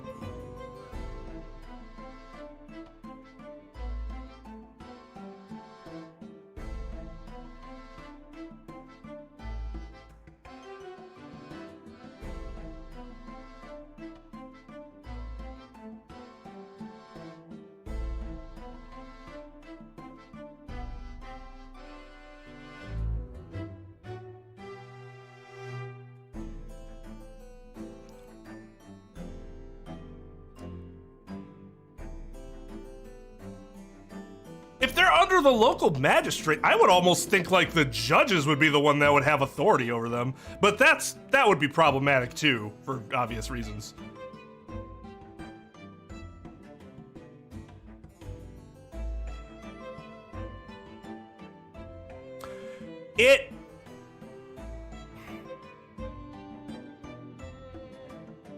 See, I don't think so. I think it's best for each department to be divided. Because I believe that's the most objective way to carry out justice, personally. But it would create a lot of, there are some benefits to it, for sure. The biggest thing being much better communication between prosecutors and detectives, because that is a problem right now in most places, or at least in like places with bigger populations, I should say. Yeah, exactly. Kangaroo courts. That's a big problem.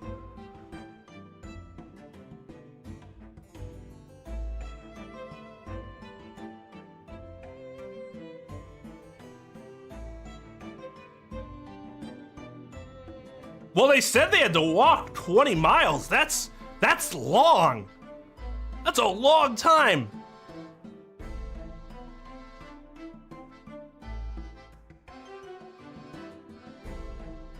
I wonder if this actually took place in like 1900 America instead, if I would have similar issues. I guess probably not, because I have a better idea of the American legal system just because my study was in that. In fact, I took a class specifically in American legal history. But I wonder if there's some cultural things where I'd be like, really? That was a thing? Probably, I would think.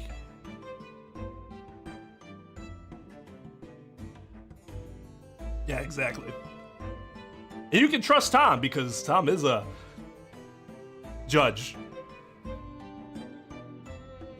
He's a hearing officer technically, but to you all, he's the Honorable Tom. You will know him as Judge Honorable, not... You know what I mean. Judge Honorables. Make it seem like the last name's honorable. We're the first name.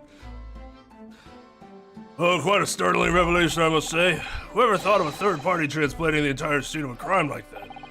Indeed, my lord. Nevertheless, there are some immutable facts here. Principally, that the accused, Mr. Soseki Natsume, is the only person who could possibly have committed this crime.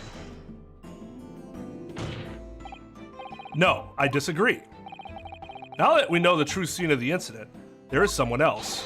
Another person who could have been responsible for the knife in the victim's back. Forgive me for being presumptuous, but I believe the prosecution is probably well aware of this possibility already. Lord Van Zeeks, is this true? I was hoping you wouldn't say that.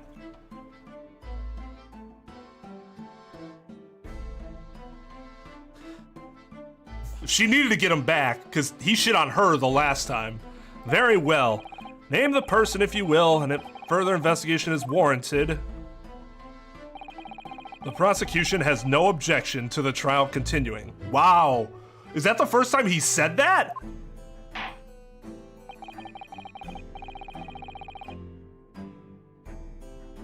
Susato. Take that! The fucking juror! The defense would once again like to request the cross-examination of a new witness, my lord. Once again? My assistant made the same request earlier. In order to finally reveal the truth about this case, it's imperative that we cross-examine juror number 4, Mrs. Joan Garrideb. Me, oh dearie me! Objection!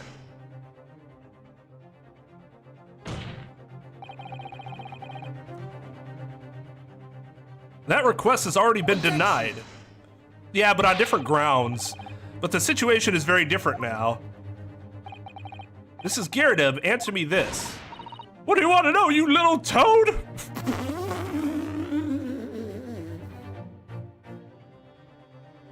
The audacity.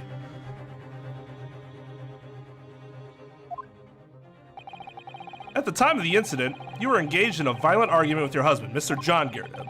In the course of the argument, a minor house fire was ignited. And to clear the smoke from the room, your husband opened a window that looks out over Briar Road. Well, what of it? You threw this book at your husband when he was cornered with his back against the window. Upon striking the pane of the open top-hinged casement window, the book plummeted directly down.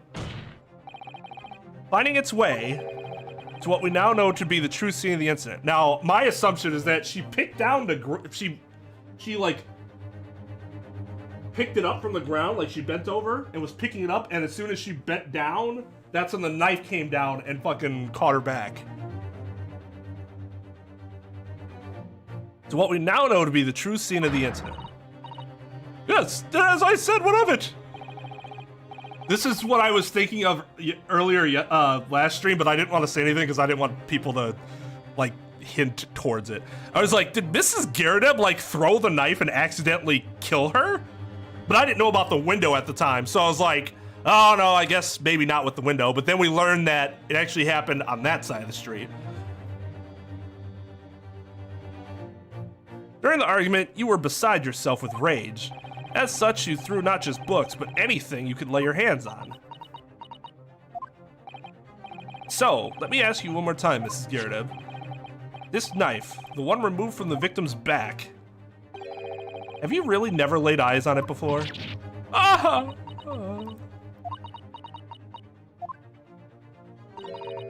don't recall it. Seriously? Am I supposed to remember everything I picked up and threw at my husband?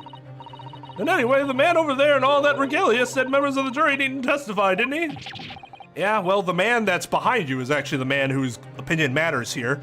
Conveniently less. No, I have no recollection of saying that at all, juror number 4. Oh! Make no mistake, you jurors are not special in any way. You are not immune to the judicial process. If you know something about this knife, madam, let the truth come out. But this is a common garden knife. It could have come from anywhere. We have several knives like that at home. If one went missing, how would you expect me to know? What's that? Are you joking? What are you saying, please, Mrs. Garrideb?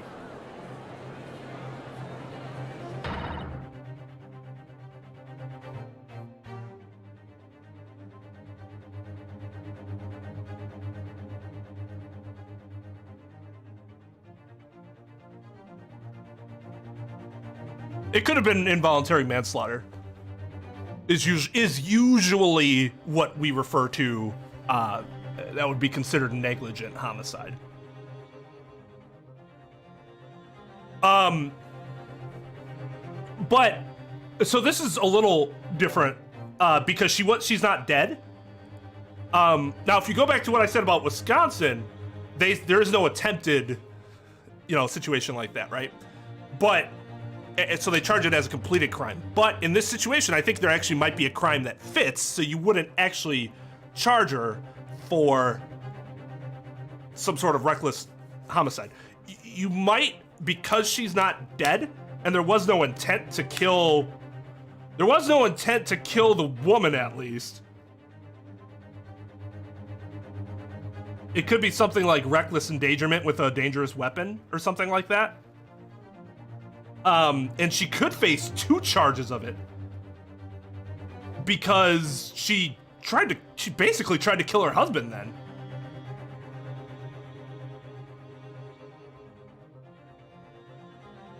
It's not in Wisconsin. Attempted homicide isn't,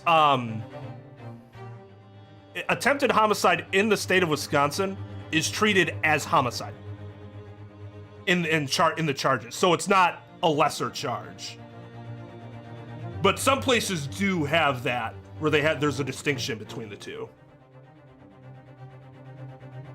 I mean, yeah, there's definitely logic behind that. You tried to kill the person. Just because you failed, does that mean you should spend less time behind bars?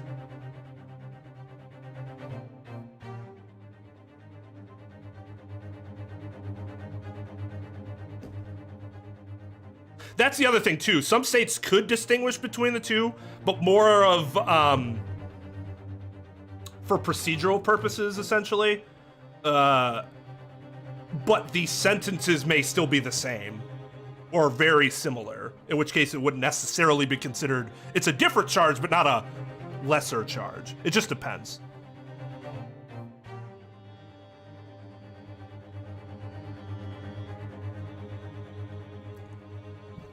Yeah, what Tom said. Because one reason you would consider giving someone a lesser amount is if there's some mitigating factor behind it. All states have some sort of mitigating factor behind your actions.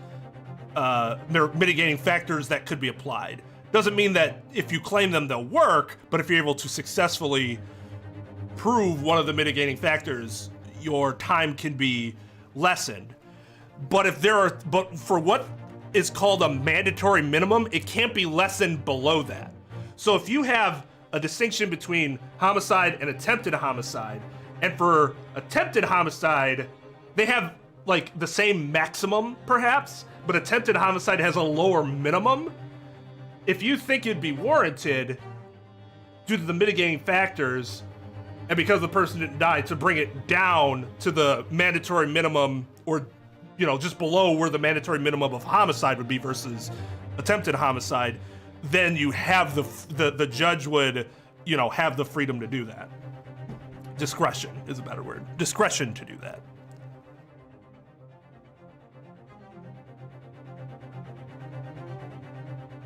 I hope you had my stream on when you did that. Just like kind of out of the background, like default.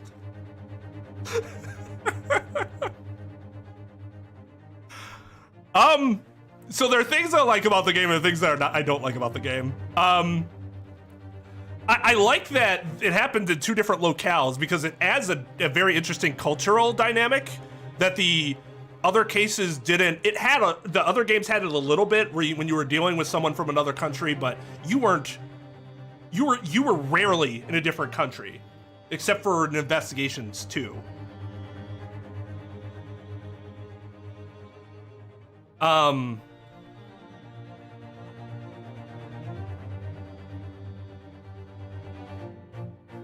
I don't like Van Zieks as a character. So far. That could change. So far, he's more of just kind of a irritating douchebag, and not in like the well-written irritating douchebag way. I like the main characters a lot. Susato and Ryunosuke are very good. Kazumo was also very good. I like Sholmes a lot. Some of the stuff that we've dealt with in terms of the facts of the case and what all happened has been kind of questionable, but the judges at the very least have been very good, which is another great thing about this game compared to the other games. So we'll see. I can't really give a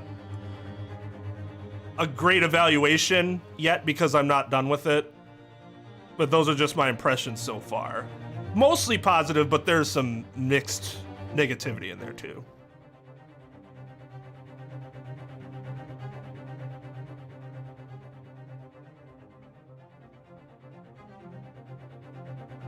Oh, you're right, because her left shoulder isn't moving at all, which it normally would be.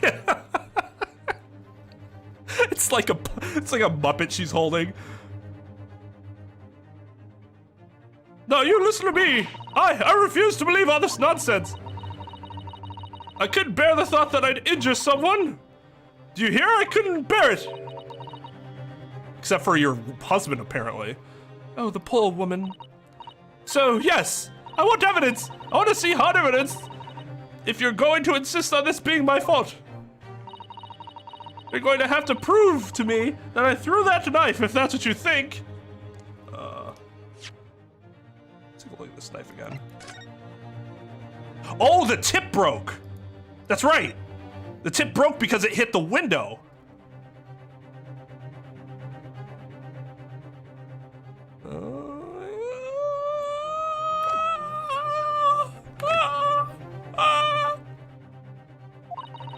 Come along now. Chop chop. Do your worst. There's a lot of like slick puns in this game.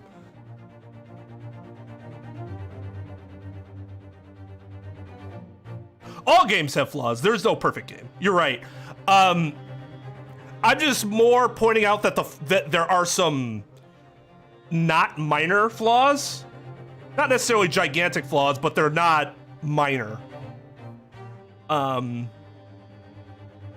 Like this game isn't Trials and Tribulations or Ace Attorney 1 level.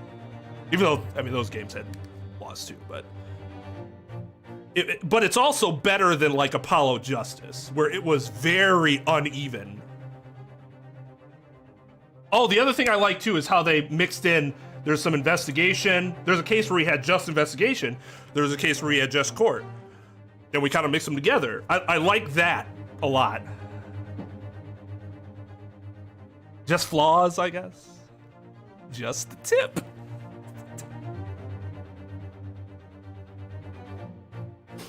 Well, Mr. Naruhodo, if I had evidence like that, believe me, I would have thrown it at her already.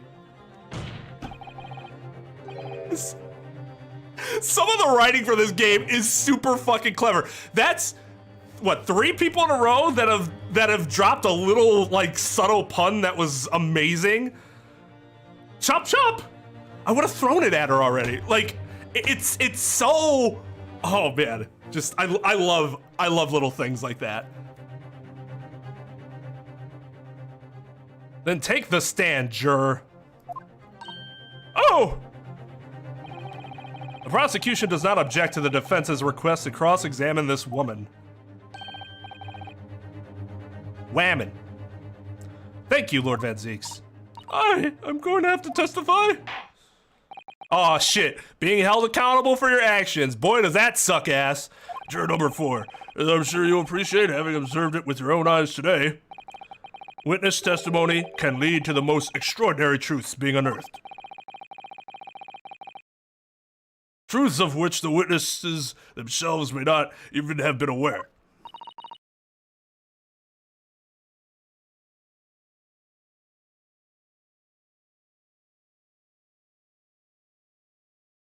Yeah, character designs in general have been really good. I mean, that's the best part of Van Zeek's. His character design is good. It's just he kind of sucks.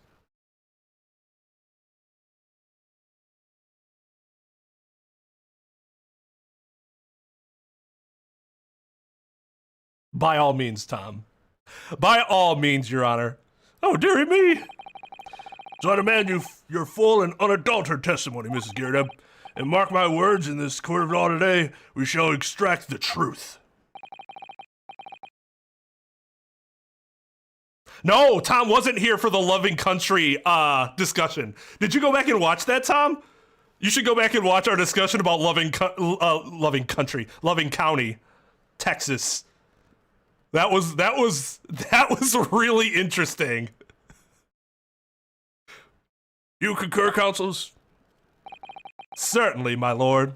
Like, this is good Van Zeeks. This is good Van Zeeks. This is what I want to see a little more of. Gives him some dynamic as a character beyond his one-dimensional, I'm just gonna insult people. Yeah, it was towards the end of the last stream. I think it was after you had to go back to your lunch, so I assumed you were working. Oh, that's what I'm hoping for, my lord.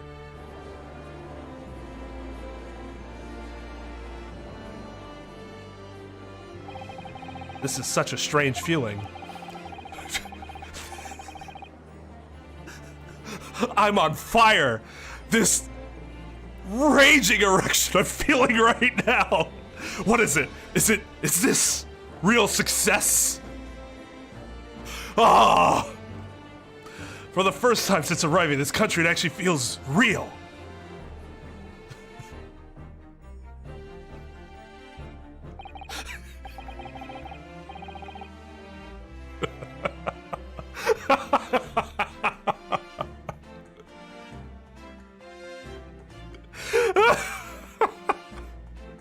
Hey, I'd be lying if I say I don't be typing some typing some arguments and going like, oh god, I gave myself a half chub with that one. Whoa! Oh! Goodness gracious. Never in court though. It is impossible for something like that to happen in court because it's court. It just feels oppressive. You're like, oh.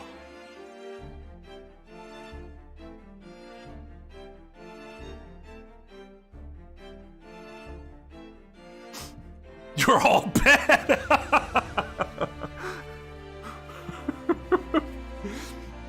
goated with the sauce. This bag is full. I'm here in the Old Bailey, and I'm a lawyer.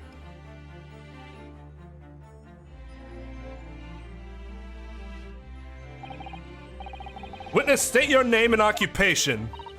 Oh, yes, my name is Joan Garrett, and I'm a juror and a such like.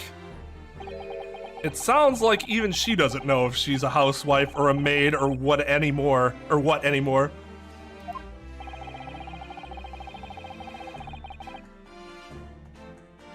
It was a moment, Amir, just probably not the one you were hoping for.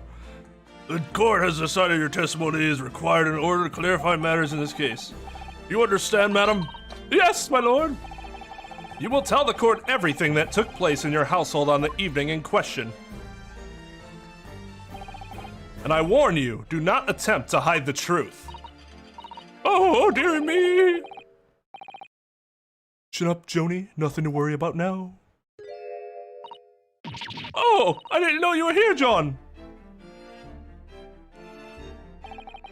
Wasn't only you in the room that day, old thing, was it? Rather think I ought to testify as well, don't you? But what about your knee, dear? Don't you worry about that. Hardly notice it. I'm not the sort of chap to leave a comrade to face disciplinary action alone. Oh, John. Man, you too good for her, man. I presume you are Mr. John Garrett. Yes, sir. Former second lieutenant of the 3rd Regiment of the 4th Northumberland Fusiliers. Fusiliers, sir. I don't know what that is. Seen my fair share of action and now living the quiet life, as it were. The quiet life? Were you not engaged in an incendiary battle with your spouse on the day in question? Ah, Well, yes. Quite.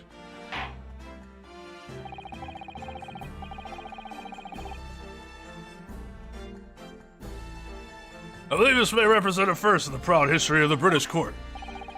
Calling a juror to a witness stand is unprecedented. However, the court will hear your testimony now, juror number 4, and that of your husband.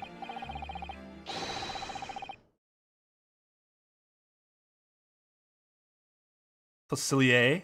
It's French.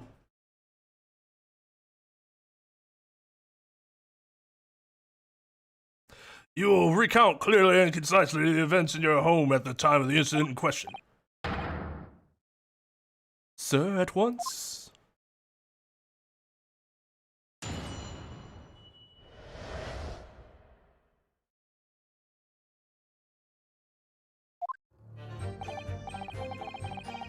Yes, on the day you're referring to, the wife and I did have a bit of a skirmish. Can't recall the reason now. I can recall the reason. She thought you were cheating on her. Knocked a candlestick over and set fire to the carpet. Soon had it out, though, and got the window open. Meanwhile, I was picking up whatever I could find to throw at him. Plenty of knives around our place. Can't say I'd notice if one or two went missing, I'm afraid. That belly thing in the victim's back really was one of ours. You'll have a job proving it, I think.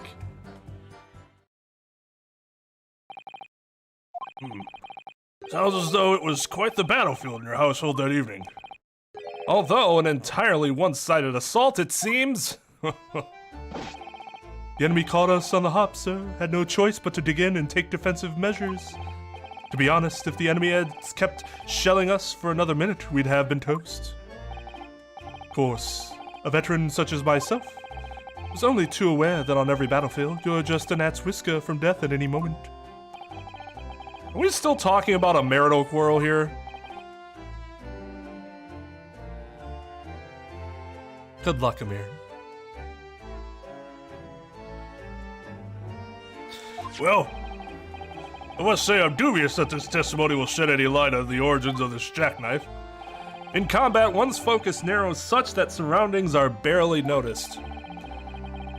These witnesses may not be able to offer anything more than they have testified already. This may be a dead end. And Zeeks may well be right. Well, whatever the chances, we only have this last cross-examination to uncover the truth, Mr. Naruhodo. Yes, I'm afraid so.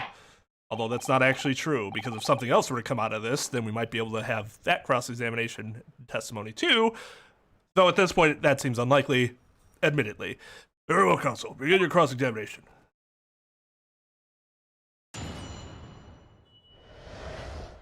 Are gnats not hairy? Flies are hairy, aren't they?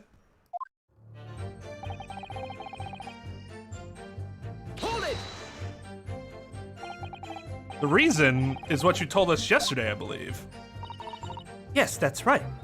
If I remember correctly, it all started because of a note that was tucked into the pages of a book belonging to Mr. Gerdan. A rather passionate note, in fact. But Mrs. Gerdan found the note, discovering her husband's little secret. And she gave him a mighty number of slaps across the face for it, too. I don't like how she was smiling when that happened. Ha! Take that, asshole! What a sordid state of affairs. Hell on earth. I say, oh, God.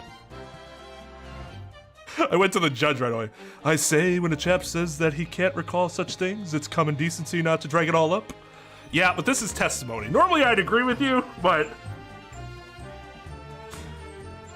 Court of law, sir. A little different here.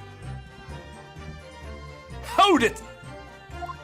It sounds like a young British person. Really, it's a young Japanese person. It does say place in Britain, so... And besides, half of it was wide of the mark anyway. A likely story! These waters run very deep. Yeah, what transpired next after these multiple blows to the face? Hold it! Right. Like, he's still standing up for her, even though she almost killed him? He deserves so much more. And the fire also spread to some items of furniture, didn't it? The bookcase, my armchair, anything of mine, really. Just so happens there was some bath water around that evening, so I sloshed that about to put it out. Ugh! I mean, I understand. It doesn't just drain like that at that point, right? Wait, when was indoor plumbing a thing? That's one thing I don't know.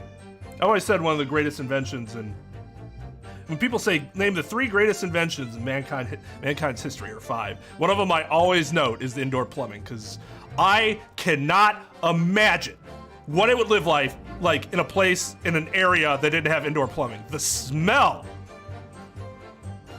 Oh. Oh.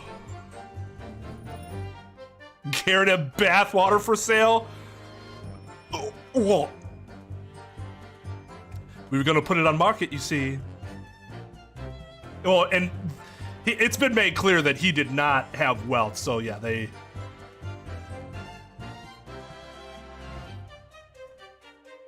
Just so happened, but God, there's just bath water sitting there. Oh. A most precarious situation you put yourself in. Ours is a 3-story stone house on the west side of the street, where the water main isn't connected yet. Have to draw water from a public water pump during the day if you need any, you see. Lodgers are always moaning that they can't get any water at night. Although, that little mustached Japanese man buys water in bottles, I believe. Now who's more civilized?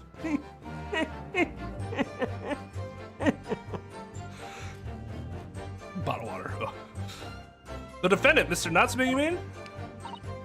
Yes, he receives a stipend for his studies, you know, from his home country. Can you imagine being able to brew a pot of tea at all hours? He's obviously very well off. Have you actually seen the state of the man? I believe he uses all of his income to buy books. Well, anyway, the point is, I was able to douse the fire with water, fortunately enough. Hold it! Even though the room was on fire? As far as I was concerned at the time, it was more important to extinguish my anger than the flames. When a woman wants to throw, she must throw. Oh yeah, didn't she say something like if she were to stop throwing, oh, what it does to the nerves. Gotta get all that anger out. It's most certainly not true of a Susato takedown, Mr. Naruhodo. How did she know I was thinking that? Oh, I forget who it was. One of our frequent viewers. I can't remember who it was, sorry. In the comments yesterday was saying that he always thinks of Naruhodo's talking as like Midoriya mumbling in My Hero. Like that's how they always imagined it. So like Midoriya always thinks he's like thinking to himself, but really he's like muttering to himself, and people are like, what's going on? Where are all these words filling up the air? I could see that being the case, especially since Rinosuke seems to be a very pensive person. So please cast your mind back and try to remember. Was a knife among the items that you threw at your husband that day? Oh, honestly, I don't recall, but I feel I must point out that I'm no monster. Let me see, some bread, a cabbage, garlic, towel, and a sponge, Jupiter. a napkin. Excuse me. You have something to add, sir? Something about the planet Jupiter, maybe? Mr. Garadeb. Don't shoot. Oh, sorry. I beg your pardon? Did your wife's remark that just now bring something to mind?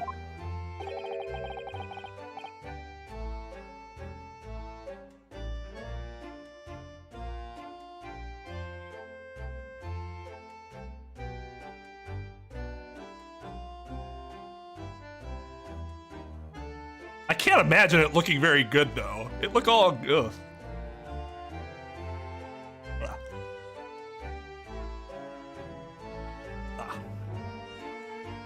I had no idea Jove. Oh, Jovian. Yeah, there's another term for Jupiter.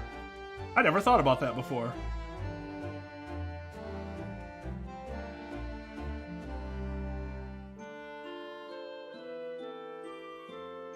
I had never connected the two.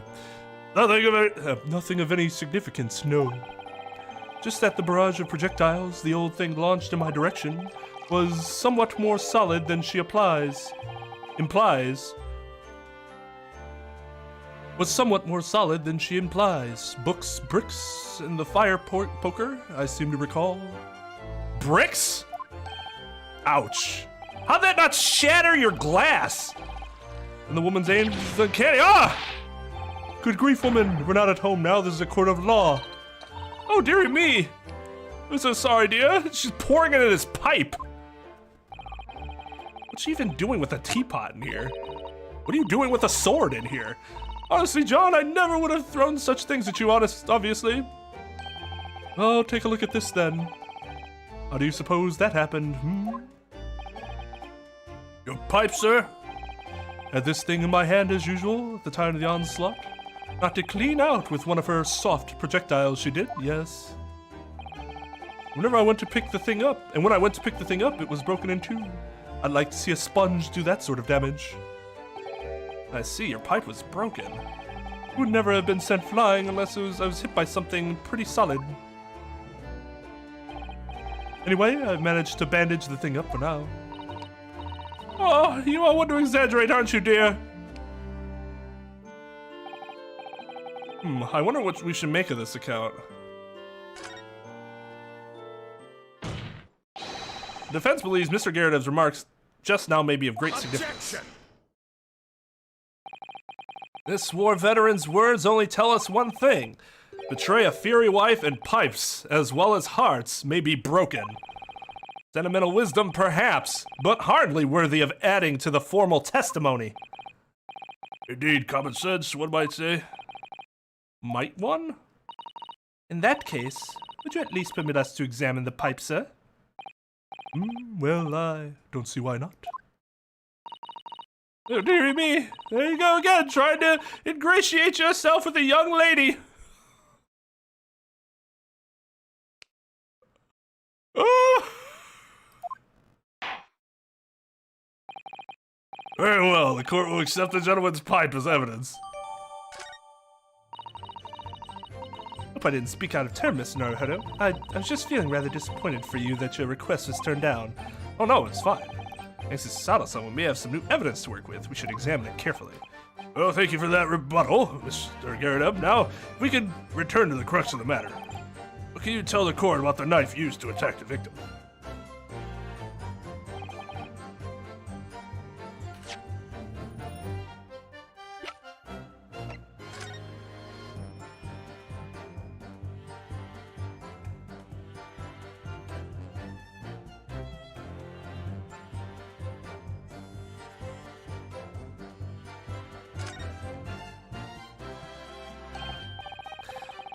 Oh, something just twinkled inside the chamber of the pipe there. Yes, I saw it. That is incredibly convenient. Something stuck in there, I think. Let's turn it over and give it a shake. What's this?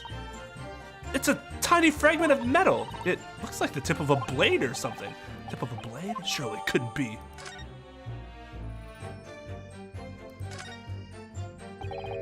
Looks to be in a sorry state with that bandage around it, doesn't it? But for some reason it feels slightly ominous to me, like it's trying to shout out a warning. Probably because it's the same blue as Mr. Garrett's dressing gown. I suppose it must have considerable sentimental value to Mr. Garrett, given that he's gone to the trouble of repairing it like this. Either that, or he can't afford to replace it. Just the tip. Right, exactly. When it's just her, it's not really funny. Hold it!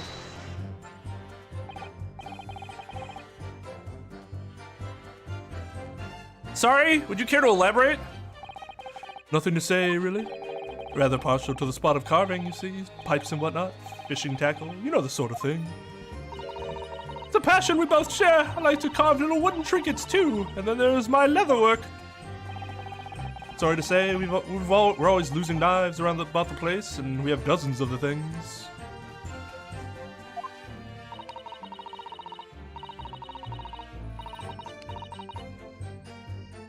They sell them at the market sometimes, 20 for the price of 19. Needless to say, I snap them up. John prefers to use 2 knives at meal times too, instead of a knife and fork. Now, Joe, we don't want people thinking I'm some sort of savage. Ah! Here we go again with the scaldings. Why are they being so evasive? Imagine it's because they don't want to believe it. They can't bear the thought that it might have been one of their knives that injured the victim. It's entirely understandable, of course, but still. Go on with your testimony, witness. Sir?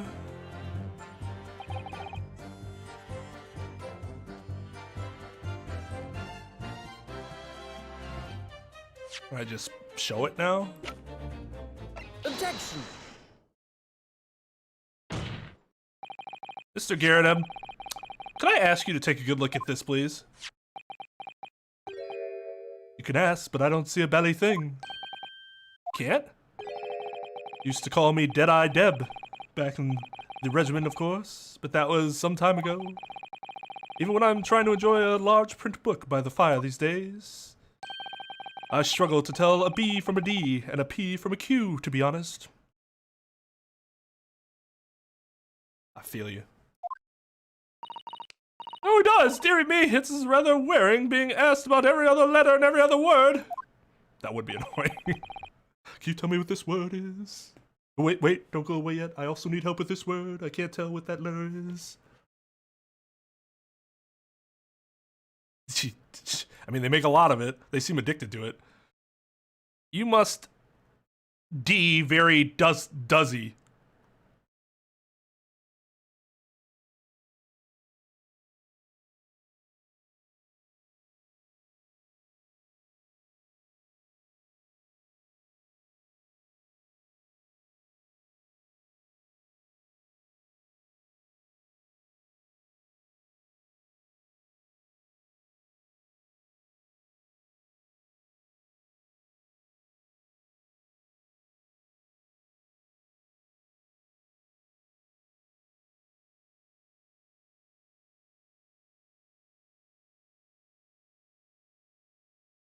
Congratulations! 3 out of 10 is generous. Jesus fucking, are you kidding me?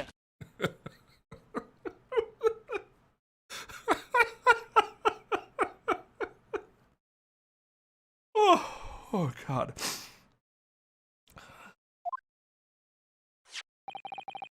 His client is now. That's it, counsel. Guilty, guilty, guilty. What is that? A tiny scrap of metal? Yes, almost certainly from the tip of a blade. And what may appear at first to be just a tiny scrap is in fact a crucial piece of evidence.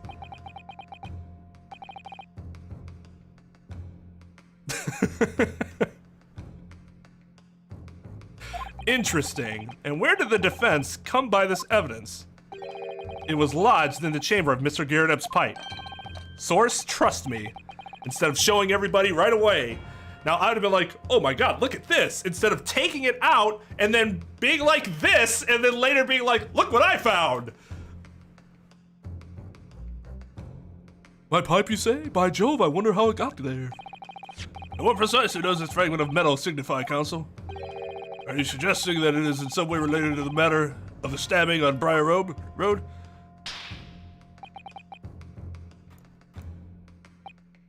I am. What? When put together with another piece of evidence, already in the court record, I believe this tiny fragment of metal will unravel the whole truth of this case, my lord. You appear rather confident in that extraordinary statement, counsel. Very well then, present the pertinent evidence to the court. What evidence would pair with this fragment of metal allegedly reveals the truth of this entire case? Take that! This is the knife that was found in the victim's back. If you look closely, you'll see that there's a small piece at the tip of the blade that is missing. The common issue with inferior blades sold at unsavory street markets. Criminals who use them regularly leave tips lodged in their victims' bones. And what of this particular knife? No doubt its tip has suffered a similar fate, now languishing somewhere near the spine of the victim. No, that's not the case. Wonder how Van Zieks didn't put this together in his head yet. The tip of this particular knife's blade is the very fragment of metal we discovered in the chamber of Mr. Garrett's pipe. Oh! Oh! Good grief, Lord Van Zieks! I don't believe it! Stop holding your heart like you have one.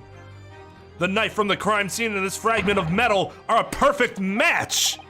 Good golly gosh!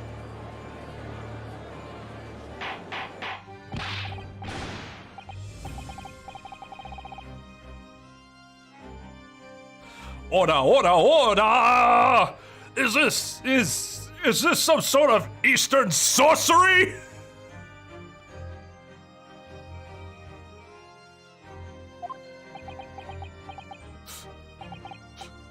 This is no magic, my lord. This is a miracle. A miracle? So Van Zieks has figured it out, has he? Counsel, explain this extraordinary coincidence at once. Yes, my lord. The crucial point we have to ask ourselves here is, when did the fragment of metal find its way inside Mr. Garrett's pipe? Something that was clarified for us in the most recent witness testimony.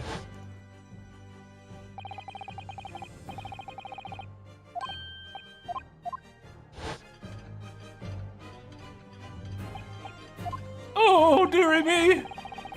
During the argument between these two that occurred just as the victim was on the pavement below, Mrs. Garrett had flung this knife at her husband.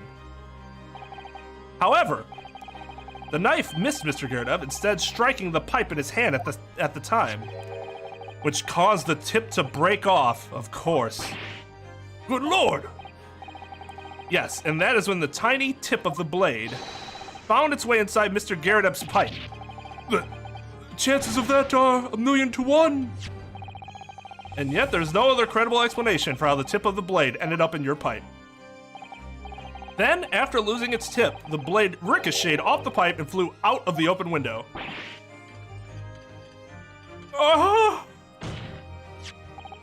In short, this knife, which fell from the window of the Garrett's house, is the very same knife that struck the victim in the middle of the back on the street below.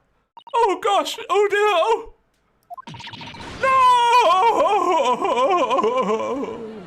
Objection!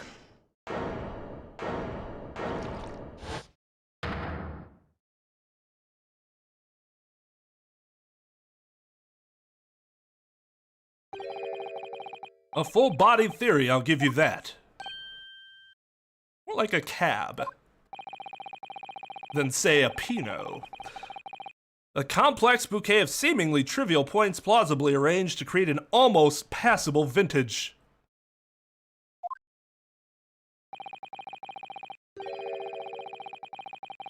A Confederate flag. Omega yikes. Omega yikes.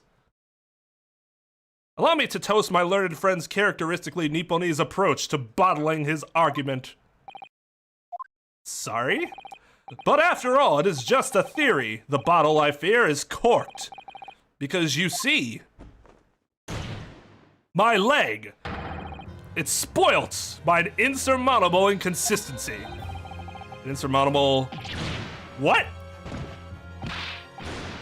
For God's sakes, explain yourself. Where is this inconsistency you claim to have identified? An inconsistency of the simplest nature, my lord. The victim was found with the knife planted in the middle of her back. Yes, in her... ah! She did it again! Wait, go back! How did that... somebody go back and see how she did... did she swipe down at him? I wasn't paying attention until after the handprint appeared.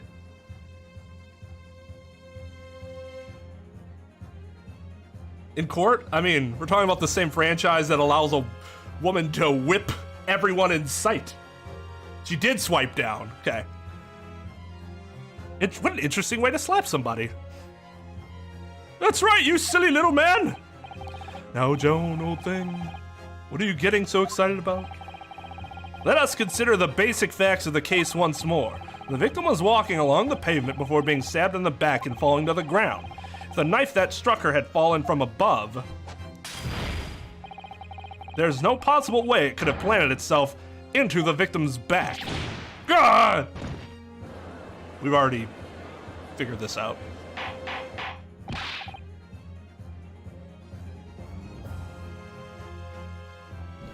Order, order, order! Quite right, you see, that's exactly right. The knife had fallen on her from above. Would have struck her on the top of her head. Well, lost words, huh? I knew I'd never liked this there in the first. Oh no, though. Really did happen. Huh? It would appear the defense has made a rather spectacular blunder. Is it really, though? The theory has even one inconsistency it cannot stand. Your theory, my learned friend, is history.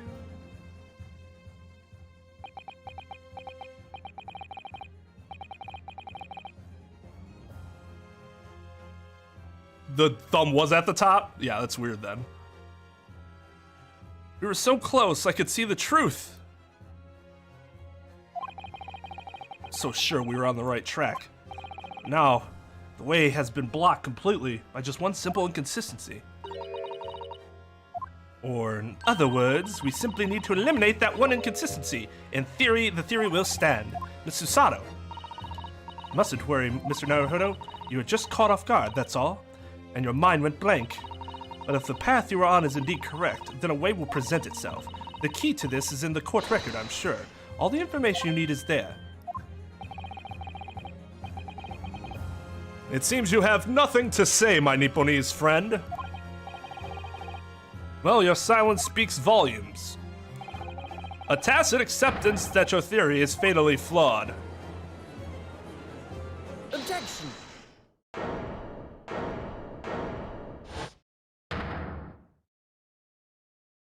Objection, and then has his head buried in his hands. This inconsistency means that I need to sharpen my mind and dig deeper for the truth. It's a test. Yes. The knife fell on the victim from above. There's no way it could have hit her in the middle of her back. Under normal circumstances, that is. What are you implying?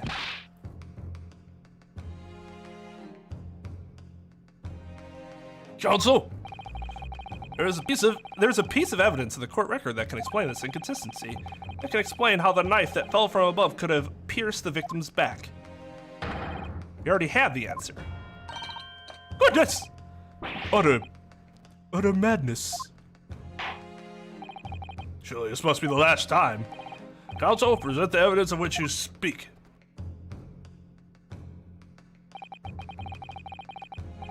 This is the last inconsistency, the final piece in the puzzle. I don't think so. I thought we saw it in the last trial, maybe? If I can successfully make sense of this, the truth will be laid bare at last. The evidence that explains how the falling knife became lodged in the victim's back is... Well, do we show... this? Or do we show the book? Take that! This, the fourth book found at the scene, is the final piece of evidence the defense will present. The burnt book? Is that not Mr. Gurdon's book? Yes, and to understand its significance, we have to consider how it came to be at the scene in the first place. This photographic print clearly shows the book in question, and the victim holding it in her hand. But as we all know, it was the police constable that put the book between her fingers like that. Why so? As part of his wholesale tampering of the crime scene to the opposite side of the road. That's true. However, as part of his testimony, Constable Beat made an extremely enlightening statement on that point.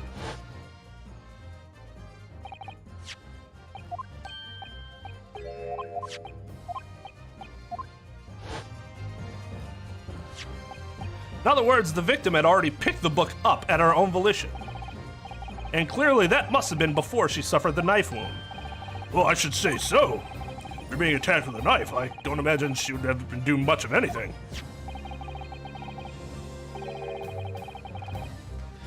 So the question becomes, why did the victim have that book in her hand? By jingo! I think I'm beginning to see what may have happened now. Oh, dearie me! We know that the book fell from the top floor of the Garrative household onto the pavement below, precisely the moment that the victim was walking past. Yes, at exactly that moment, the young woman was walking along the street in the light fog, when all of a sudden, a book fell right in front of her. The book I threw! Yes, Mrs. Garrative, and what do you think the woman did? What would you do if you were walking along and suddenly a book landed in front of you on the pavement? I'd walk right past it. It's none of my fucking business. Well, I can't really imagine it, but I suppose she might have reached down and picked the book up. Yes, that is exactly what the woman in fact did. She picked up the book. Oh, heavens! And when the woman reached down to pick up the fallen book, what position would her back have been in? That's right, facing the sky, completely and utterly defenseless.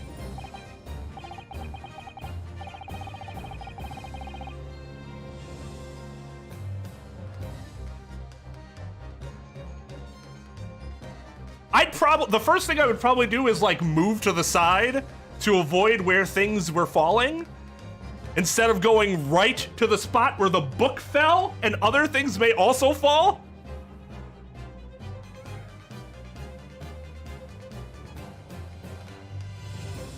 Then, in the very next moment, while the woman was still bent over picking up the book, the next object fell from the room above, the jackknife, straight into the middle of her back. And at that same time, walking by chance directly behind Miss Green was the defendant, Mr. Soseki Natsume. Well, I never. It appeared to Mr. Natsume that the woman simply collapsed on the floor. In the dark and the fog, he didn't see the knife falling on her from above.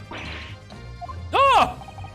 And from the other direction, the constable and his wife saw no one but the victim and her apparent attacker. So there never was a real culprit to run from the scene from the first place. No, this was nothing more than a series of unlikely events that culminated in an unfortunate accident. I feel like that's been a few cases. And that is the real truth behind this case.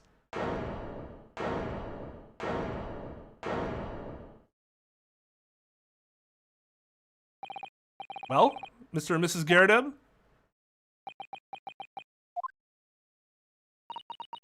The very first time you showed me that knife, I had my suspicions. I wondered if perhaps it might have been something like that. There, old bean. Not even gonna say that line. Just fuck her. Of course, I never meant for anything of the sort to happen, but it was all my fault, wasn't it?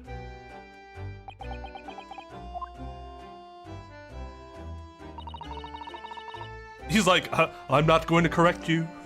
I take full responsibility. I let my anger get the better of me. I threw that book. And I threw the knife as well.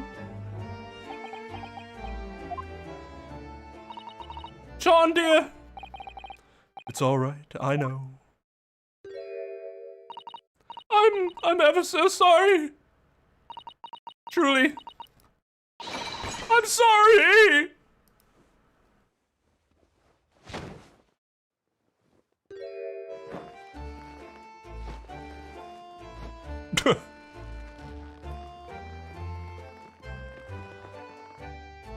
All the back of his outfit's burned. Nice little touch there.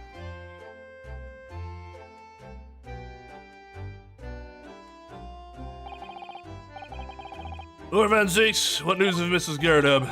She's been taken to the infirmary. It would appear that today's events had left her in an especially flustered state. However, I believe she will recover in due course. There is no cause for concern. Yes, some emotes themselves, they caused what could easily have been a terrible tragedy. They? They shall have to prepare themselves for the consequences of their actions. They? The fuck did John do? Other than buy a book that had a note in it. I guess they were implying that his that was real infidelity, but we don't really know that, and that's still no reason to throw a knife at him. There is some good news, however, my lord. I've just had word from the hospital where the victim is being treated. Her condition is improving steadily, and the doctor believes she will regain consciousness soon. It's strange. We've been talking about the victim all this time, but we've never once met her. How wonderful! The woman is out of danger, it seems. Yes, that is good news. So, Mr. Soseki Natsume.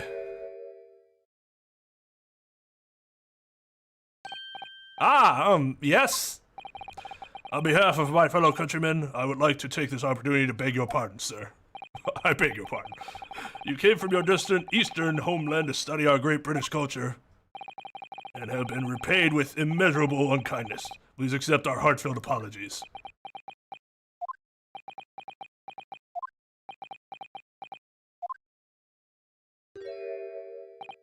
No, it's me who should be begging your pardon. Oh no, Mr. Natsume.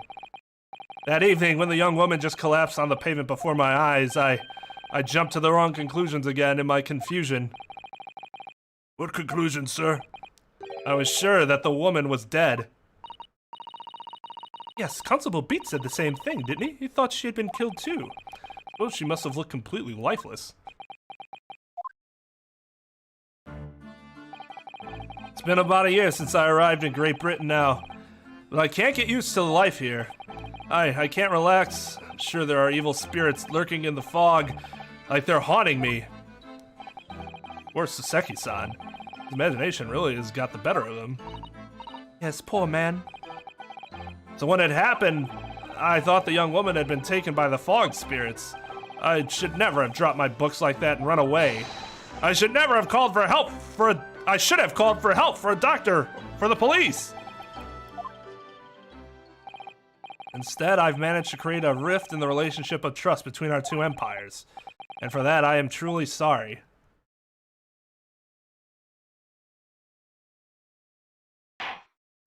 Why is John in the juror's seat now? He can't just replace her as the juror.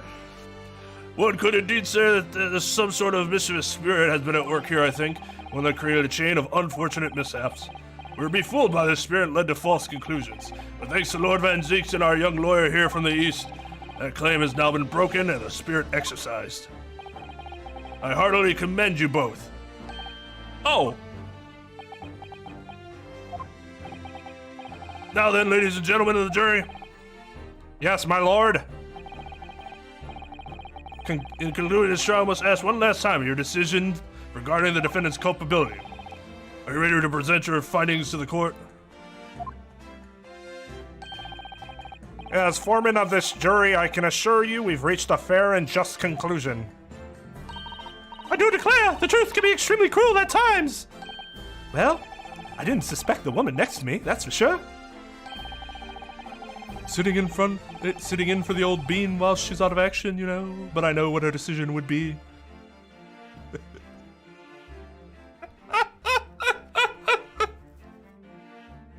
Can't do that.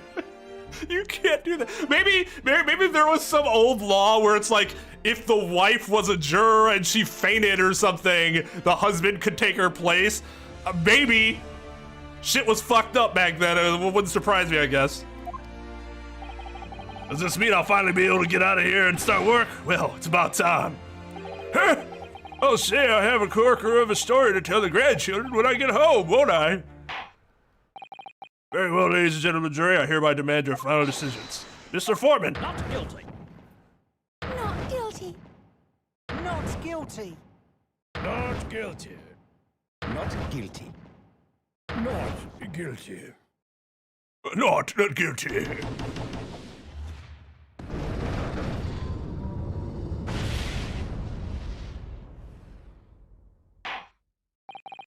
Very well, Mr. Soseki Natsume, I hereby pronounce you not guilty.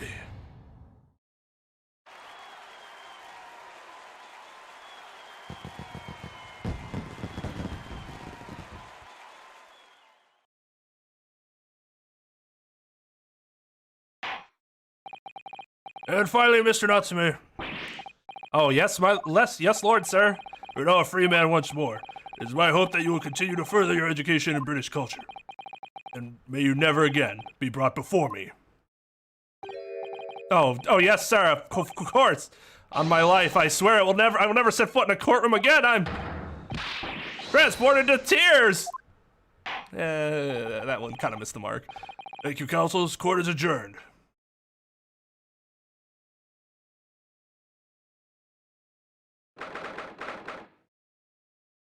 $317. Got out at a nice, tidy time. That dude's only gonna be able to work for like an hour, though. Okay, I'll be right back. Shall conclude this chapter.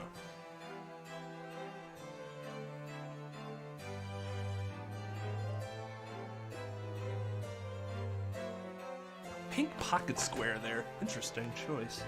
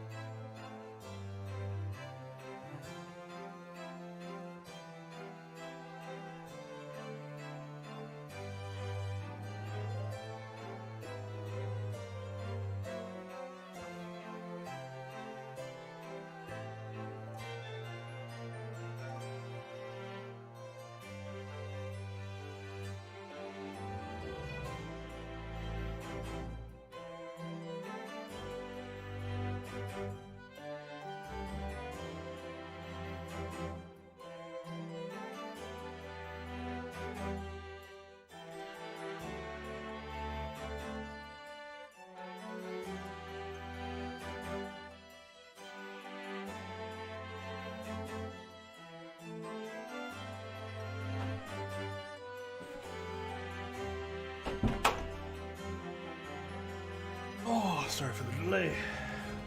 Gotta go to the bathroom.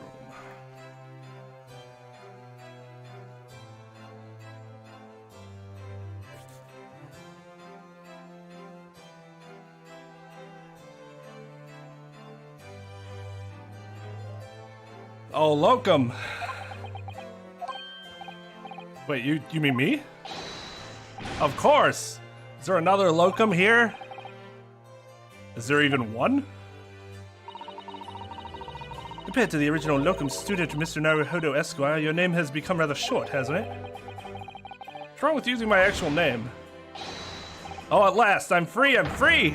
Joyful, joyous, jubilant, jubilation! Heady, hearty, happiness, hurrah! Oh, I am pleased. Mr. Natsume is delighted. Would it be so hard just to say that then? Locum, you did it! You saved me from the brink! Well, what happened to the poor woman was in no way your fault after all. Just glad everyone can see that now. No, not that! Lovely, loyal locum lawyer! Yes? I mean, as I said before, I've just never got used to life here in Great Britain. Every time I look over my shoulder, I see foreigners. I see towering brick buildings. From high up windows, I see them looking down on me laughing. Look at that little hunchback. Oh dear, I'm sure it's all in your head, Mr. Natsume. But today, you, locum lawyer, gave my gloom that boot. You stood firm behind that baronial bench and before all those babbling British. You battled to the bitter end, laying bare the baffling truth. And when I beheld the blinding fireworks among the beams of the Bailey's roof, I bellowed, "Behold the best barrister ever born!" Ah, well, that's very flattering, and we're very pleased for you. This has given me a wonderful anecdote to recount to my old friends back in Japan. An anecdote? Is that what's become of all my hard work? Ah, there you are, my dear fellows. I apologize for keeping you waiting. I rose late this morning. Oh, Mr. Sholmes, what a pleasure to see you. I see. I am here not a moment too soon. A disaster has been averted, I'm glad to say. Oh! The trial shall begin presently, Mr. Naruhodo, and I wish you the very best of luck. It's just finished. What? No! Then my haste was in vain? Ah, it's you! Hairlock Sholmes! Oh, have we met, sir? This is Mr. Natsume, the man you had arrested, Mr. Sholmes. Ah, I see. I failed to recognize you at first. Our previous encounters have taken place in the gloom. Either of your bleak lodgings or that prison cell. I simply couldn't place that curious face in the light. Charming. This is all your fault, Hairlock Sholmes. You're the reason I had to go through this terrible ordeal. I'm gonna give you a piece of my mind. My apologies, sir, but I assure you, I have placed you now. You're the fellow who abandoned that poor young lady and ran off, are you not? Ah. She be taken to the hospital more urgently. I feel perhaps she would have regained consciousness by now. Oh. But it was unavoidable, I'm sure. We're but human after all. Anyone would have been shaken by such an experience. I do feel very badly about how I behaved. Well, never mind. Now then, what was it that you wanted to say to me, sir? Nothing. Priceless. Oh, I'm sorry, really, but that was quite priceless. Poor Soseki-san. Still, on the bright side, you've had an extremely entertaining experience without paying a penny. And it would seem you're not even found guilty. Not paying a penny? What? Who? How am I supposed to live then? But there is no bright side. Whatever do you mean, Mr. Natsume? Unless I'm getting paid by the, what's his fuck?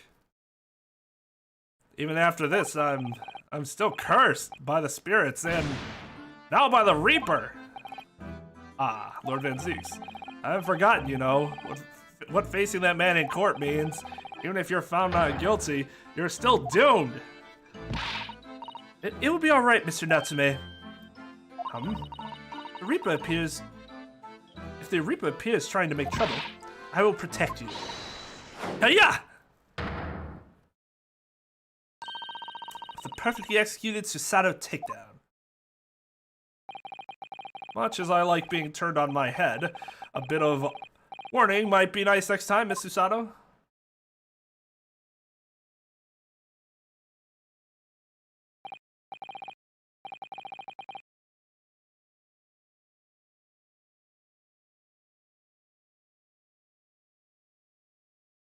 Oh yeah, Susato mentioned the allowance.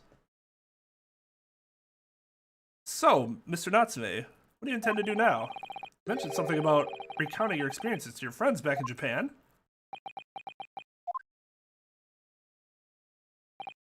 Yes, I intend to return to my homeland soon. Oh, It's already been a year since I arrived here in Great Britain.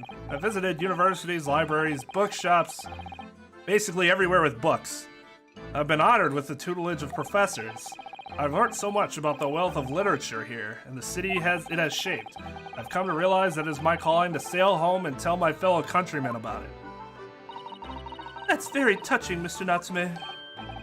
Or, in perhaps less veiled terms, you wish to withdraw halfway around the world to escape the terror of the Reaper's curse. That's not it at all. You're cursed, so your idea of taking care of that is to sail on a 2-month journey back to a country on the other side of the world.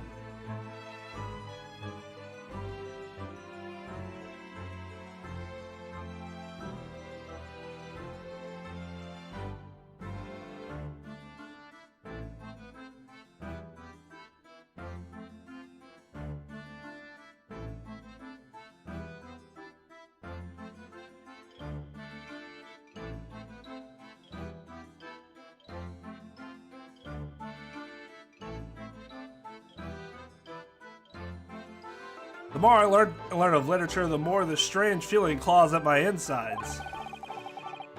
I feel compelled to return to my roots and attempt to pen a work of my own. Oh, I see. Work of literature by Saseki-san. Could be an interesting read.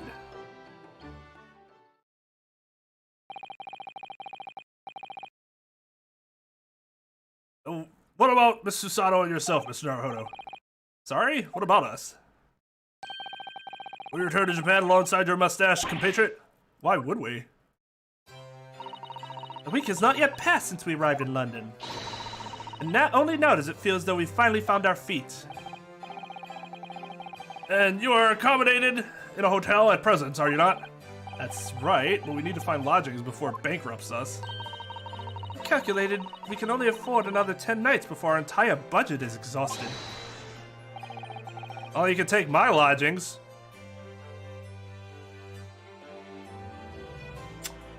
No. Oh, the windowless room? Ah, but what it lacks in windows, it more than makes up for with a floor, a ceiling, and walls. Great. No. And of course, I'd be happy to leave behind the accursed evil spirit. Oh my, an evil spirit? Ah, yes. Tries to suffocate you while you sleep. It's an infallible wake-up call. We'll think about it, if that's alright. Perhaps I can offer a more welcome alternative. Will you consider taking lodgings with me? Really? No, a vacancy has conveniently presented itself. It was up in the attic, I might add. Are you sure it isn't just a storage loft? I spoke with the landlady this very morning on the matter of price. Iris is cleaning the room as we speak. You must come at once. I presume you have no lodging to speak of? Oh, this is simply wonderful. What an honor to be invited to taking lodgings in the Great Detective's office attic. I'm too overcome for words. So suggesting we look elsewhere is out then. That's settled. I shall prepare a welcome dinner this evening. And you must come too, Mr. Natsume, I insist. I don't know what to say, but thank you, and yes! I'm sure I won't die on the way there. Wonderful, then I'll go and complete the paperwork for your formal release, Mr. Natsume. It shan't take long. Somebody's happy.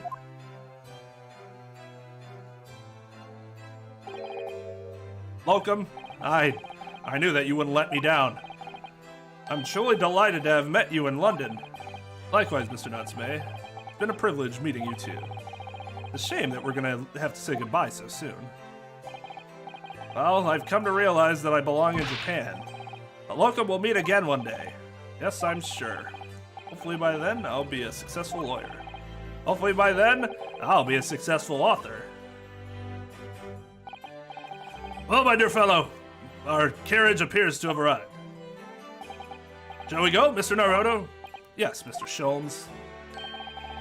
I've little doubt Mr. Natsume will be released in time for dinner this evening.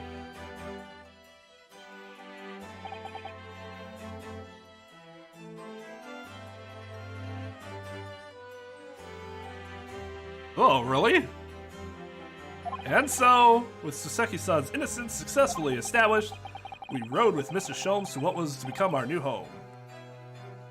221B Baker Street.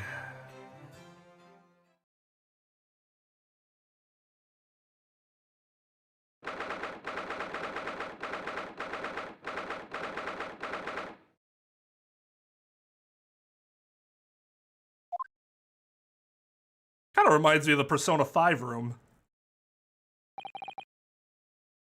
So this This will be our new office, yes. our office? I don't like the sound of that. Me too, it's simply wonderful, isn't it? Hope you can see this, Cosmo. It's only a small step, but I'd like to think we're getting a little closer to your dream now.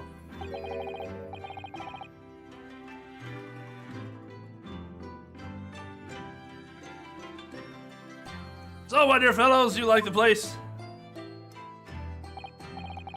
Ah, Mr. Sholmes. Yes, thank you so much. What a fucking stud! What a stud! That's a stallion of a man. It's a delightful rooms, Mr. Sholmes. I simply adore it. Good, I'm pleased to hear it. I was very delighted to welcome you. I hope everyone's hungry. It's nearly time for dinner. We'll eat as soon as Mr. Natsume arrives. We have a lot to celebrate. Iris, you must let me help you. All right then, Susie. You can be in charge of the salad. Splendid, but could you put that gun down? There's no reason to have that out right now.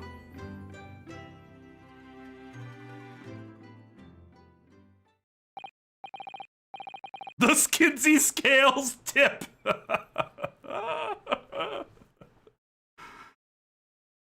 Oh. Oh yeah. Oh yeah. To claim otherwise would just be folly. That dude is a stud.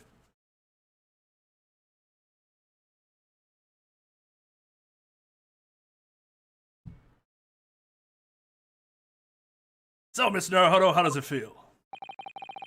You have your own office in the capital. It's very exciting, actually. I can't help wondering what adventures await us. Those are precisely my sentiments when I first established my office at these premises. Until I discovered the dark truth about the city of London, that is. Sorry? London is a glorious place full of wonder, opportunity, prosperity, and mirth. But the brightest of lights casts the darkest of shadows.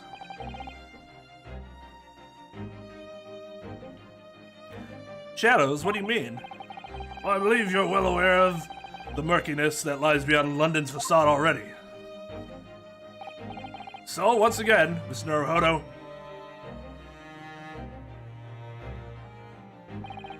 welcome to London.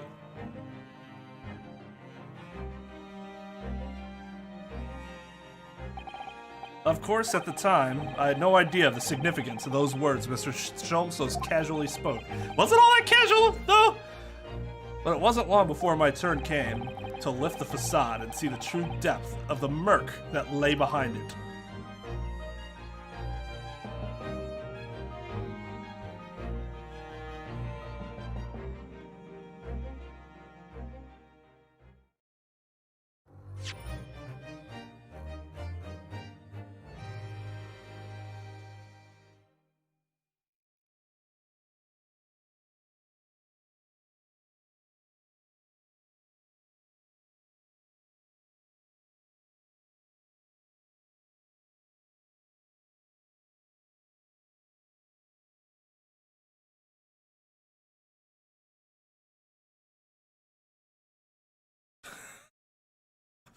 Like, why is my mom calling me? It's not a dumb reason. It's just a reason where it's like, you had to tell me that right now?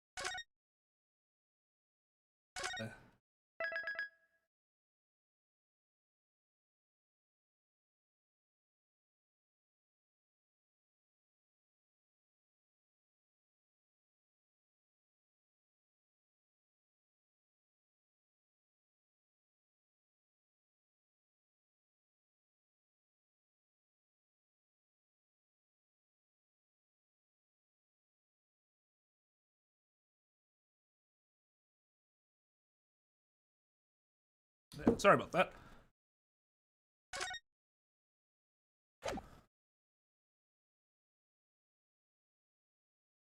Oh, this is cool. I think I haven't really paid close attention to him. Maybe because the first one that was really good, I think this is the first one that was like really, I just loved it. This is, I like the colors. Well, actually, I don't like color scheme, the Christmas color scheme. But I mean, design's okay, but this was kind of bland. This is fucking sick. It's that cat in the background. It did, yes.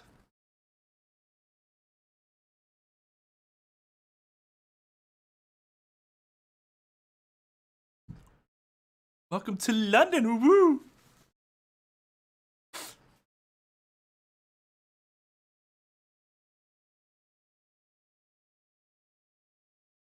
Actually,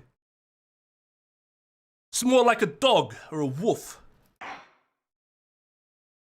Like dags? I like dags. It says hound right there. Fucking duh.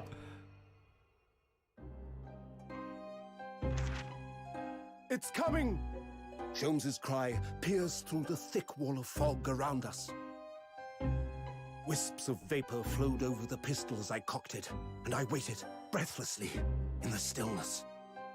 The silence lasted for what seemed an eternity, until, at last, it appeared. From the shadows of the cloud, an enormous beast sprang out upon us. A hound it was, but not such a hound as any mortal has ever seen. Its eyes glowed with a smoldering glare. The whole of its ox-sized body was outlined in white-hot flames.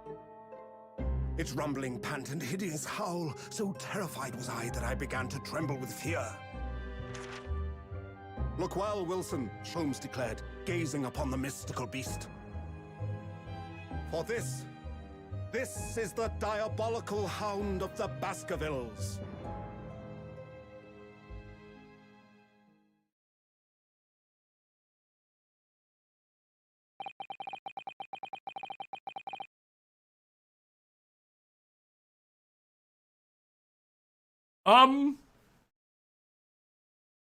The story itself was boring.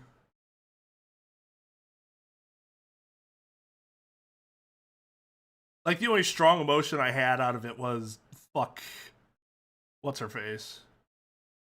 'Cause she's awful.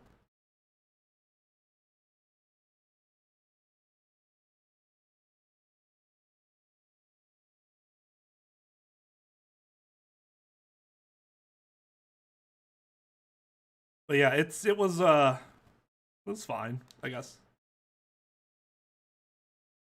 You get some investment by defending one of your fellow countrymen who feels like everyone's against him. You know, part of that's just his own paranoia.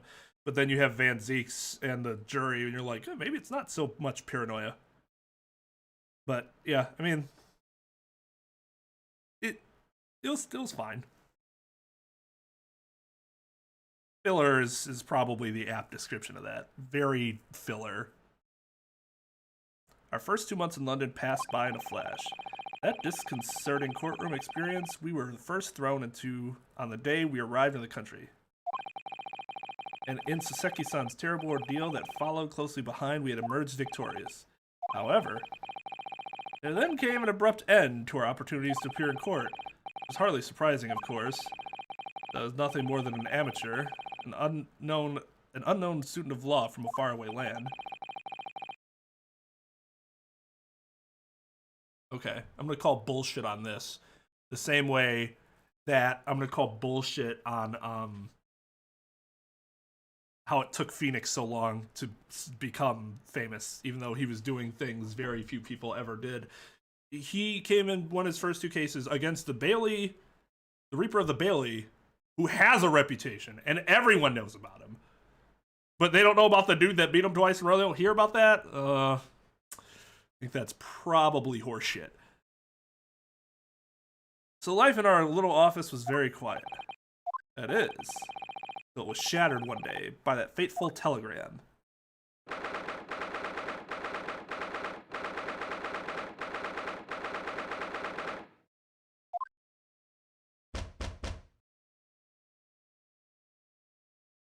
Yeah, all the interaction between Ryu and Susanoo is really good.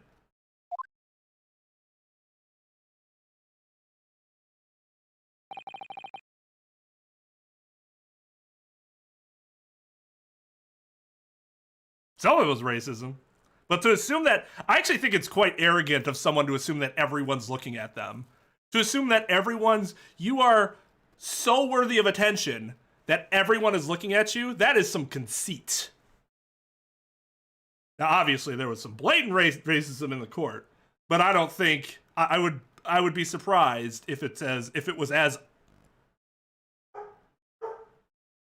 constant as he made it seem, just like walking down the street.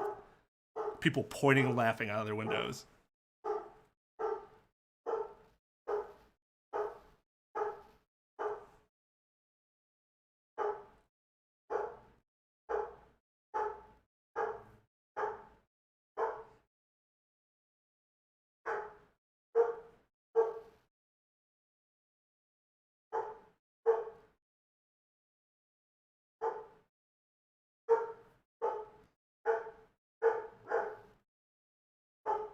I do like this office more than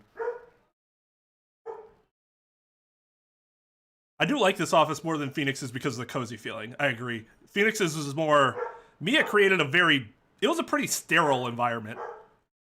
Very cookie cutter office setup. Problem is I could probably fall asleep in this office. Yeah, we found the hound. She's out there. Twain Servilles. She is my hound. She fucking acts like a hound.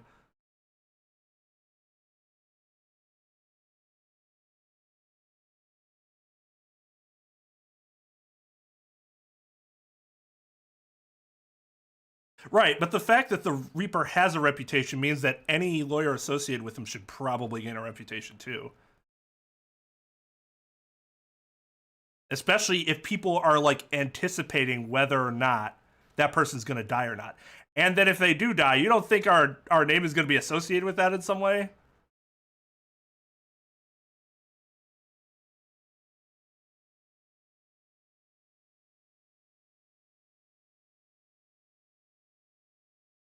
Dude, she's dead. Show some. Man, I'm still all about Mia. But that design sense wasn't great. Was not fantastic. At least in the office. Maybe her house was beautifully decorated. I don't know. That morning, I was woken up by the unreserved knocking on the door by a telegram boy.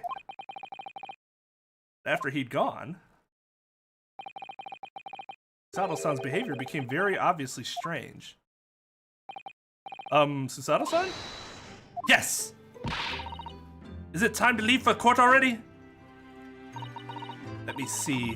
What case is it today? I don't think I'm scheduled to defend anyone at the moment, am I? Oh, no, of course not. How silly of me. I think Iris said she would make us breakfast this morning. Shall we go down to Mr. Sholmes' suite? Yes. Iris makes the most delicious breakfast food. She does, doesn't she? And once our bellies are full, we can leave for court in fighting fit form. Let me see. What case is it today? Here we go again.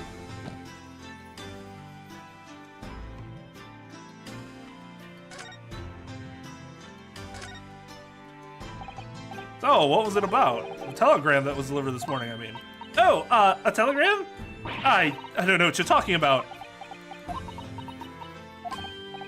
Sorry, but you're not going to get away with that. Well, I didn't think I would. Actually, I'll give it a moment's thought. It's nothing. Nothing interesting. Boring, in fact. It's just a boring old telegram. That's 3 times now that she tried and failed to convince me it was nothing.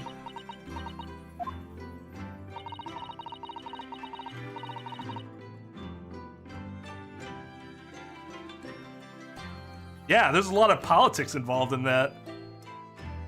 Just like there probably was in the first case in Japan. I promise that I'll tell you about it at some point. These cases make it seem like it's mere volume. That's what gets people a reputation, but that's not true. Volume can help, but it's not the absolute that these games will make you believe it is. Alright, I understand.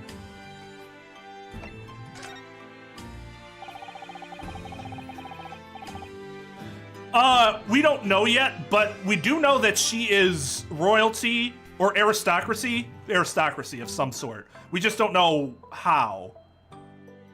Because the inspector addresses her as something lady, you know, whatever. A aristocratic title. I suppose Soseki-san will have arrived back in Japan by now, won't he? Ladyship. Yes, I should think so. He left immediately after that terrible ordeal. Which would mean he should have completed the voyage already. Or it should be just a few days away. A fortnight ago, we had that very long telegram from him. Do you remember? Complaining of seasickness. By and large, it seems the voyage has been going well. Something wrong, Naruhito-san? Just wondering what might have become of Soseki-san had he stayed in London, that's all. You mean,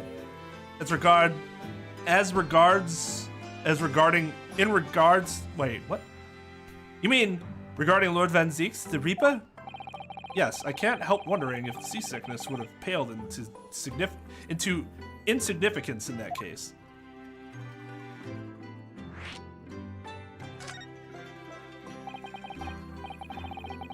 What is it they say? That no one who stands in the dock can be saved from the Reaper, right? The way that nightmare's trial ended on the very day we arrived in London. Even 2 months on, the cause of that dreadful fine is still a mystery. Fire, not fine. Yes, but at least Soseki-san is safely out of the country now. Presumably that means that the curse of the Reaper can only take effect within the confines of the city of London, perhaps? Even if that's the case, it's little comfort. I have a terrible sense of foreboding. All lawyers always have a terrible sense of foreboding. The legend of the Reaper is to be believed. It would mean he wields the sword of justice himself. Come to think of it, I wonder what he's up to these past 2 months. Surely not wielding that sword against more acquitted defendants. No, I don't think so. Apparently Lord Van Zeeks hasn't appeared in court once since our last encounter. Oh? Yes, since Usaki-san's trial. He's withdrawn from judicial service again, it seems. Really?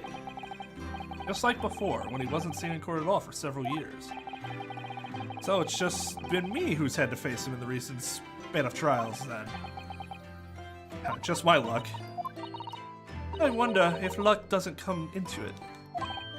Sorry? What was that? Oh, nothing. Never mind.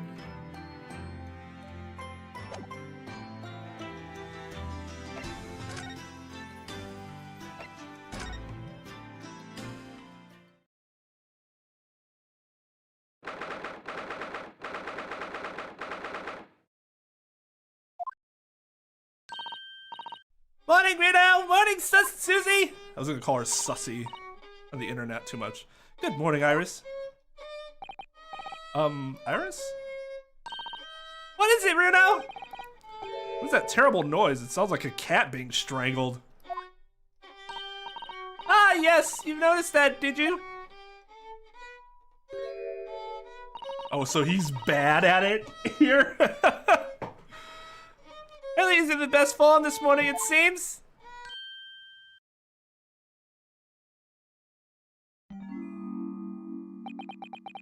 Like a Tomb Raider noise. Hello. Hello, Mr. Sholmes? Good morning. Good morning to die, perhaps. It is always a good day to die.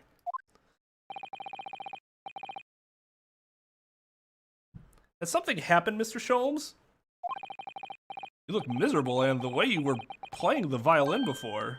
My analytical mind is dead. Music is dead. The world is dead. Damn this blanched existence! That's all it is, my dear fellow. Nothing of consequence. I'm afraid I don't understand. Well, Iris, isn't it time we ate some dry toast and insipid coffee for me? If it's not too much trouble. Is it just because he hasn't had a case recently, and when his mind isn't stimulated, it just dies? Oh, kitty. Oh, look, it's Wagahai. Good morning, boy. How do you pronounce his name? In Japanese, it'd be Wagahai. But I don't know if it's pronounced, like, if it's actually like an...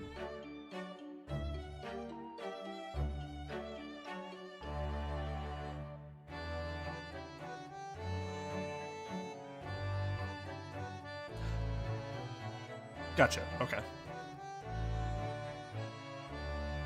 There must be some sort of tiny door for cats to use. How did it get there? Make it. What? Well then, everyone, time for breakfast! Oh, wonderful. Let me help you, Iris. It would indeed be a fine day to die. I knew something looked different. Something's missing from Mr. Sholmes' desk.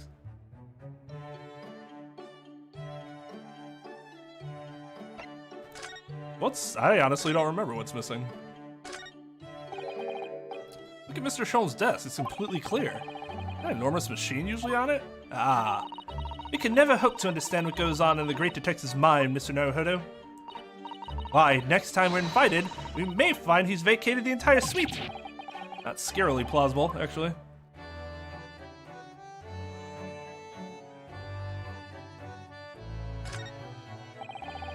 There's all sorts of these shelves. Chemistry apparatus, books, papers, and lots of things I've never seen before. Like this round thing. What is this?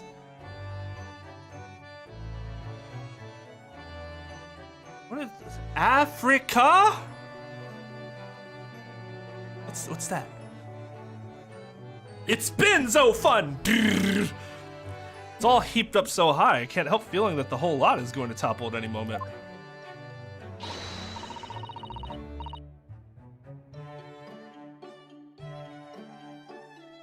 Wagahai. Wagahai. Wagahai. Hi!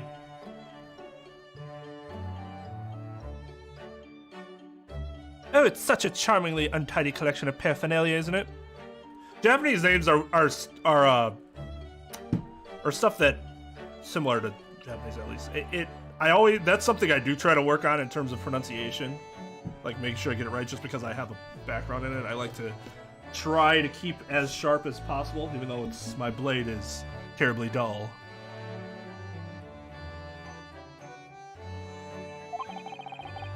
This looks messy to me, like my desk. Well, I probably should have examined my room. Oh, whatever. Come back later and do it. But you, Mr. Naruhodo, must learn to tidy up after yourself. No favoritism there, then.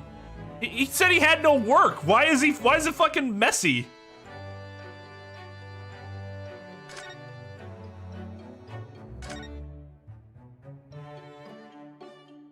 I love how this is a tale of two halves of the room.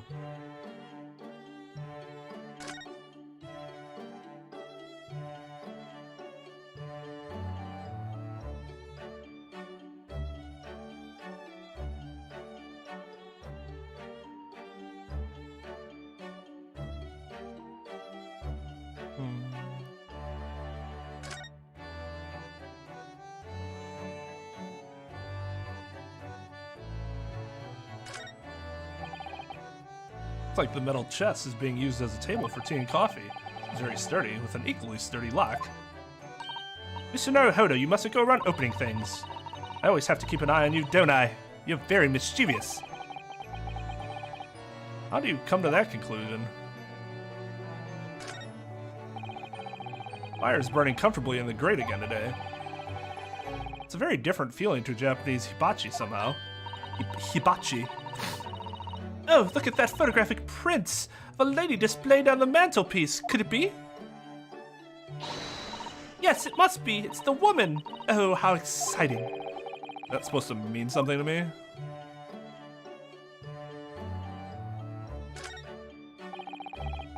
Now, these are all mementos of Mr. Sholm's past cases, I think. Been involved in my case. I wonder if the beef steak from La Carnival would be on display here. A mystery shoe, a curious hammer, some mysterious dancing men, a bust of Napoleon. Ah, what an entrancing collection. Like an untidy assortment of junk to me, rather like what's on my own shelves. Oh, you really ought to learn to keep your things in order, Mr. Naruhodo. No favoritism there at all.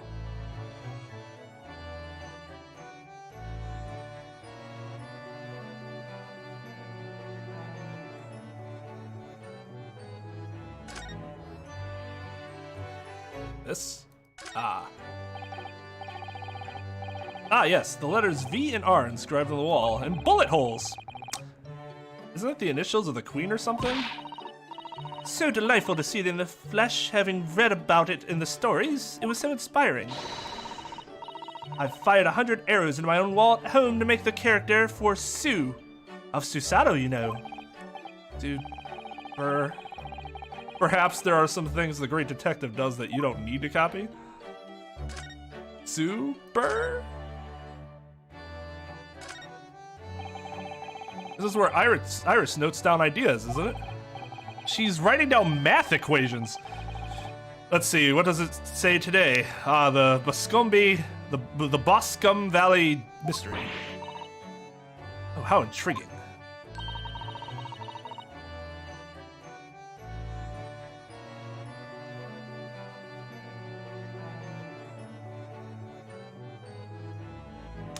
I'll take care of it. I'm not sure if Trep's still here. Oh shit! Fuck! The reason I don't like doing this is I think I have to re-mod him after this. I think if you get timed out, you have to get re-modded. Apparently it was important enough that he knew what he was doing, and yet he still risked it. That's why I was like, man, if he's telling me this, and he's backseated this way, it must be something I really shouldn't miss. I don't have to. Good. Good.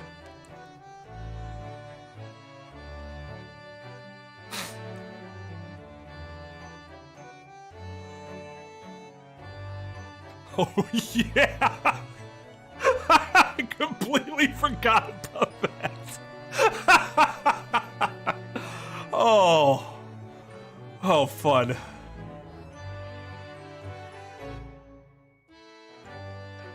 Oh, did it just happen to occur simultaneously? That would be funny if, like, if you time out the mod, everyone that the mod timed out gets freed. Must be the title of Iris's latest work. Oh my, I wonder what fantastic tale awaits us. It's a bunch of... Okay. Okay. Susato-san looks like an angel, but I bet she's dreaming of the most unsavory crime you can imagine. She is an angel. She can do no wrong. Iris's beautiful tea set is there on the table as usual. A cup of one of her special herbal blends always helps me to relax when I'm feeling the strain.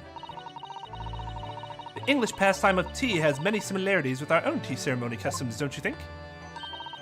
It's the idea of hospitality behind it. That's the essence of tea.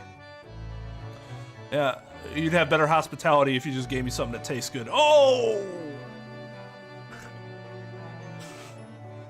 That fire!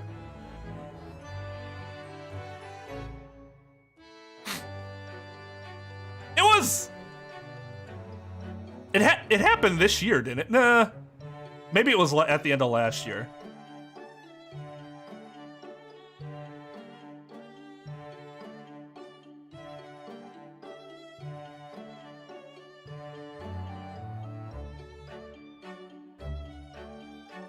Why? Why do people have to say things that just take up space like that?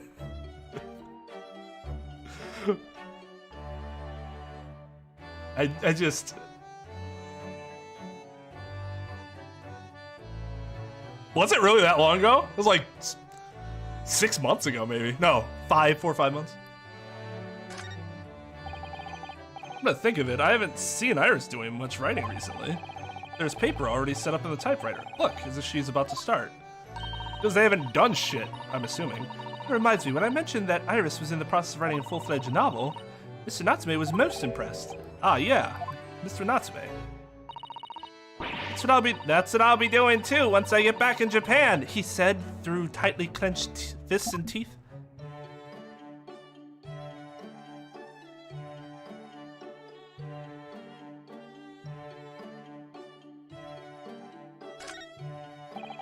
This is where she keeps all her drugs. That's a charming little white shelf and full of charming little bottles too. It's the skull and crossbones. It's not so charming, but the contents of them aren't quite so charming, it seems. Science is the future, Mr. Naruhodo. You can't deny it. I'm saving my money so that I can buy some chemistry apparatus as well. Law, chemistry, takedown throws, what diverse skills you boast, Mr. Sato. As useful as they are, I'm not sure that my throwing skills are worthy of inclusion in that list.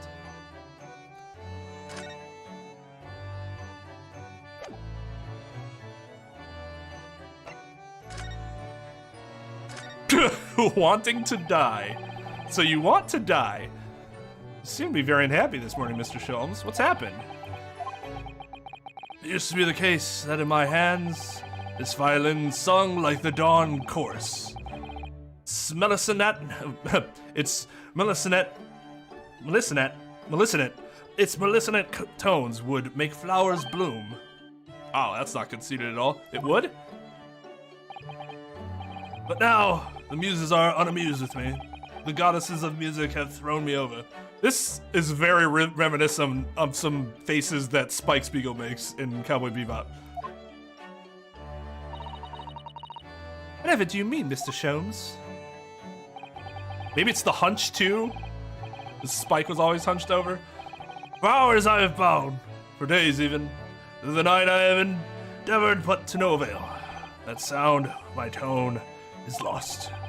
That brilliant, clear, unwavering tone. Gone forever! No recitals of unbridled emotion.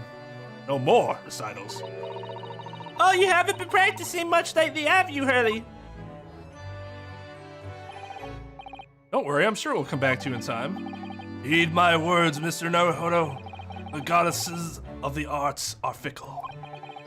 One day they bestow genius on a man, the next month they unmercifully withdraw it. So fucking true. No truer goddamn words have ever been said. Just, we're gonna leave this statement on screen for just a moment.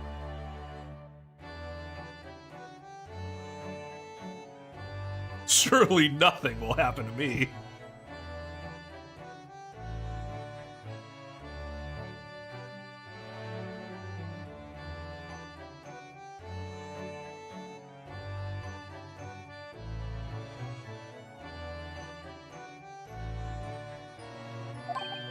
Oh, dear. Ah, why is this happening to me? They take the turn I have for the violin from me? What is left, for pity's sake? What is left?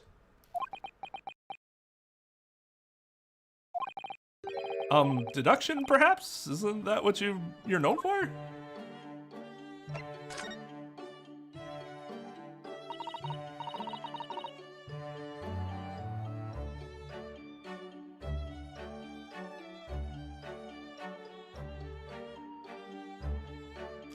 I've already asserted my dominance. Now I leave Trep to tremble in fear.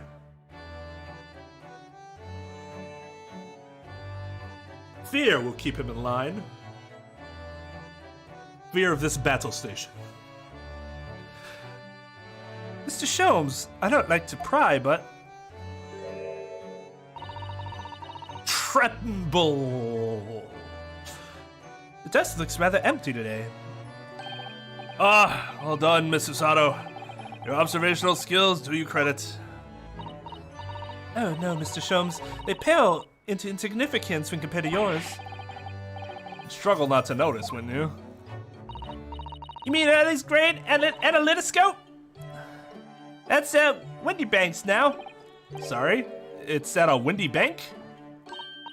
No, Wendy Banks, the pawnbrokery. Pawn? What? You mean you've pawned the enormous machine of yours? Has some considerable value, you see, quite undeservingly. What, isn't it a very important machine for your work? I wish you had consulted us if your situation had become so desperate. Though it should have gladly passed what little income I have to you. Dear madam, things are far from desperate.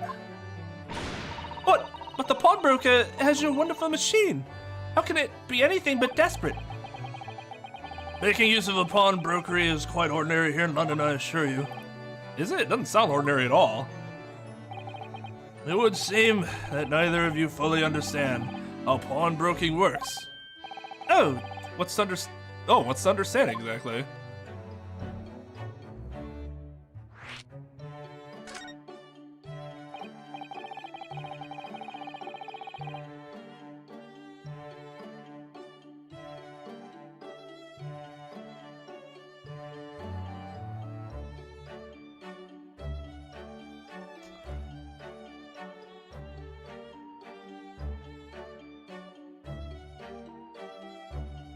You will show regret for your indiscretions.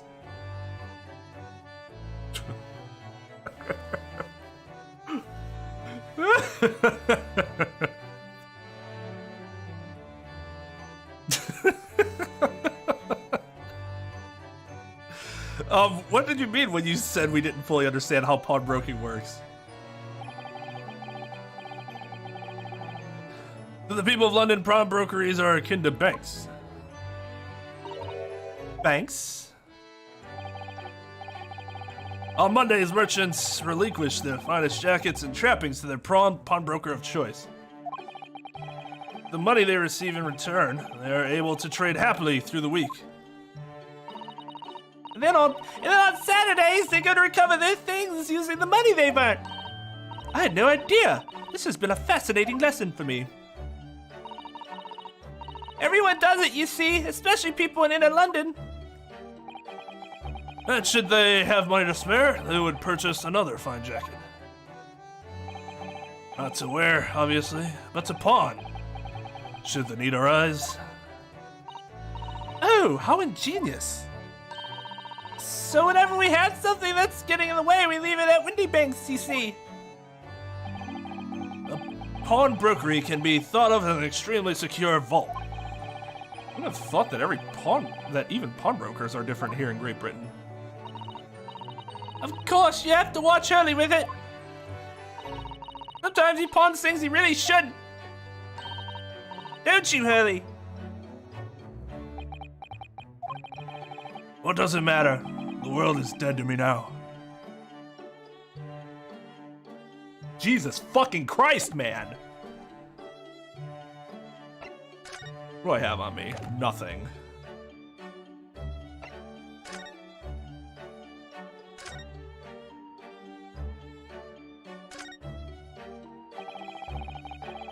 Mr. Natsume's cat seems to have settled into his new home then. Oh yes, and I've become very attached to little Waggy. Waggy. It would appear his previous owner has completely forgotten him. Cats are unfeeling creatures. Their mews are empty as the hearts of the muses.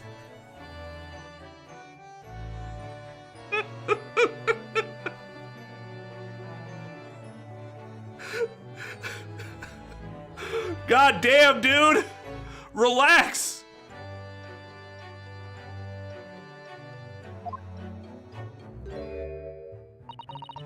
Mr. Natsume had no intention of taking Waggy back to Japan. I wonder why he kept him in the first place. Expect he would have taken him if he could. But pets are strictly forbidden aboard steamships in our experience. And for good reason. Terrible things can happen if the rules of passage are not obeyed. People die. I don't mind because Waggy is adorable.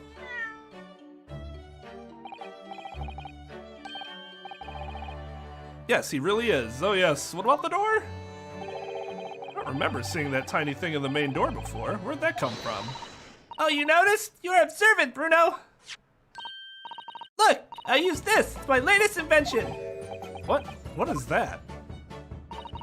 I call it the cat flap-o-mat. Gosh, a machine for making doors just for cats and dogs? That's right.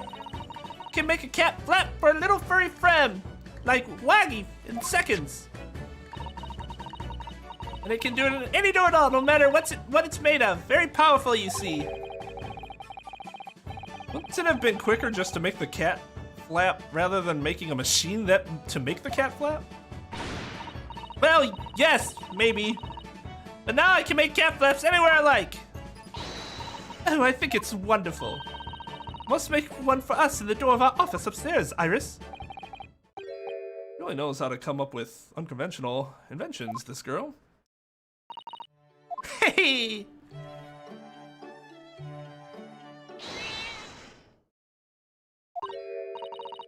Oh, what was that? Guy? Yikes. What was that? Oh no! A guy is tangled up in your violin! How the fuck did that happen?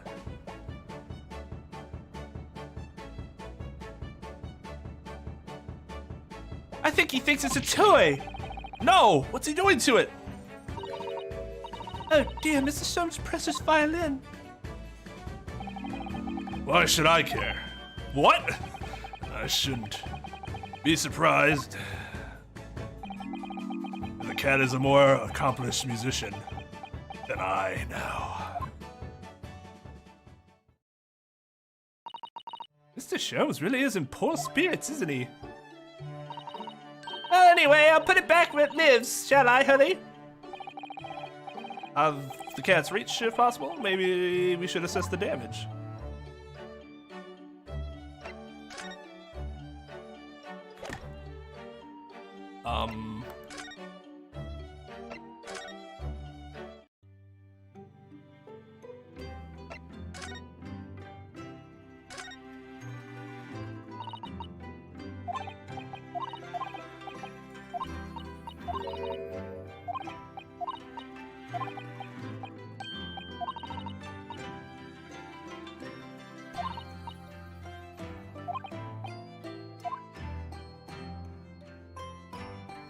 what to do.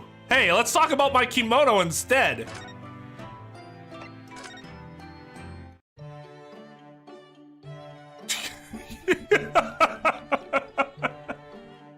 I know that feeling. Oh, what a mood.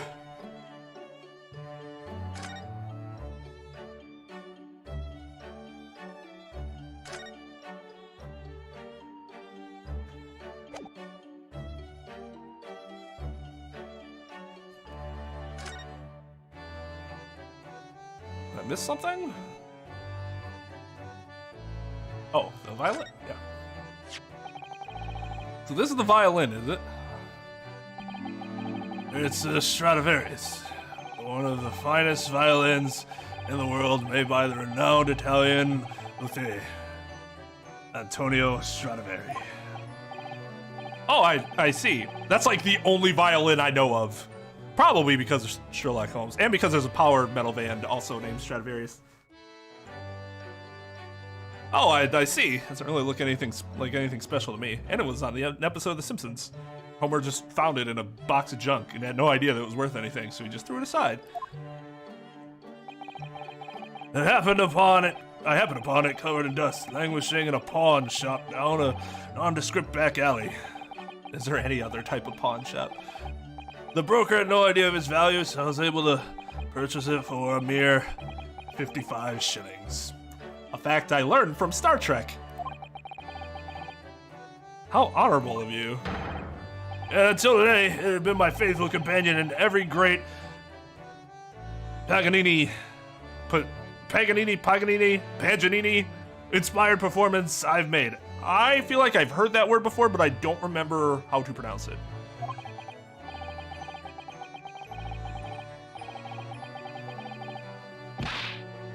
I ask you, is there a reason to live in a world devoid of music to tolerate this blanched existence? No! There is none.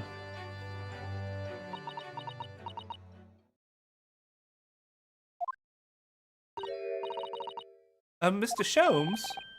My dear madam, what? My thoughts are preoccupied with fancies of release from this dull routine called life. Well, it's about the violin. It looks very different to normal, don't you think? What do you mean, Miss Susato? Oh, Susie's right! Susie's right! Yes, the tone of the wood is completely different! That's not all. I'm sure there was no crack here before. Wait, it's not even the right size, is it? What's this?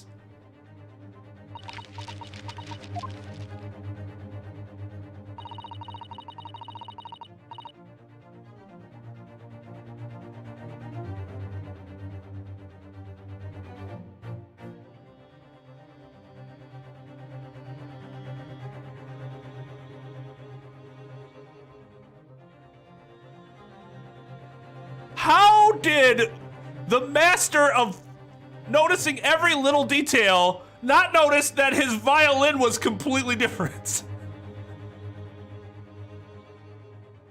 Wow! I'm terribly sorry to have to tell you this, Mr. Sholmes, but that instrument isn't a violin at all. It's not even a violin! What the fuck? Then what? I believe it's an entirely different instrument called a viola. What? Oh, Mr. Sholmes, are you all right? You're right. You're quite right. This isn't my faithful Stradivarius. So what, pray, is this piece of string flotsam? Flotsam? This string flotsam? Not your faithful performing partner, then? I see what must have happened. You do, Iris? This is just a simple mix-up. Sounds like Iris might be able to tell us exactly what's happened if we ask her.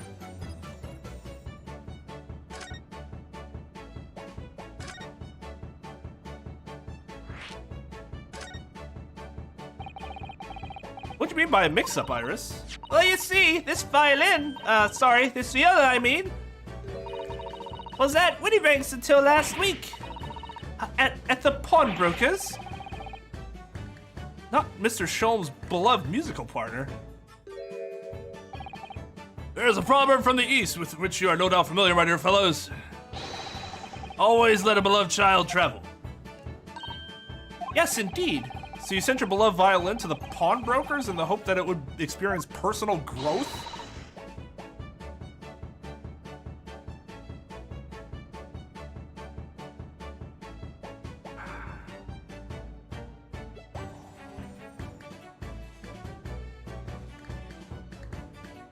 Flotsam.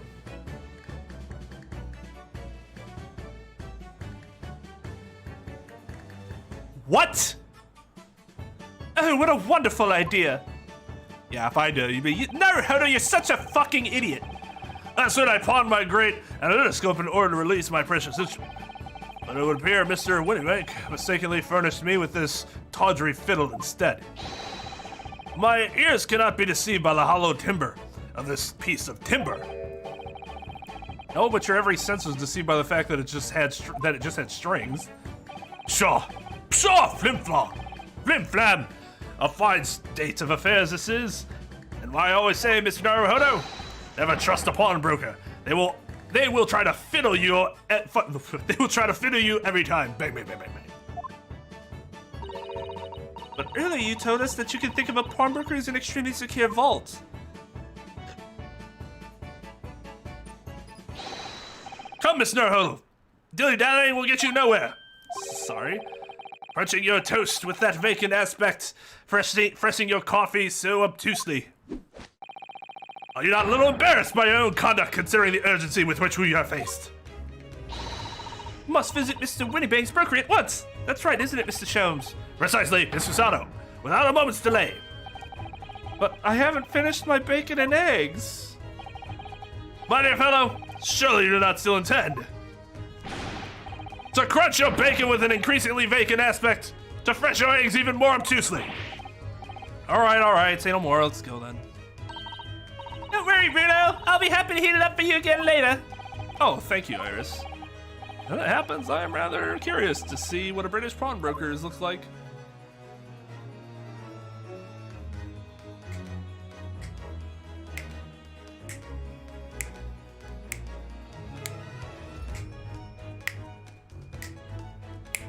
It is magnificent. I think that's probably a good place to stop today.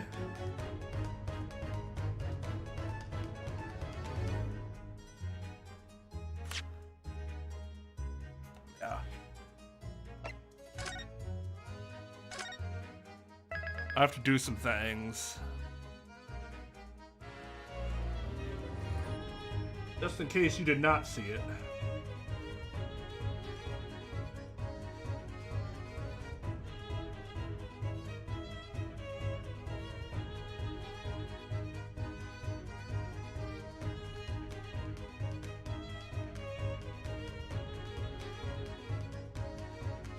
This is the schedule for February 22. Very rough draft at this point. I am unsure as to whether it will hold, though please forgive me if I have to make some changes, last minute cancellations, and the like. Tomorrow we will have Earthbound. Then on Wednesday,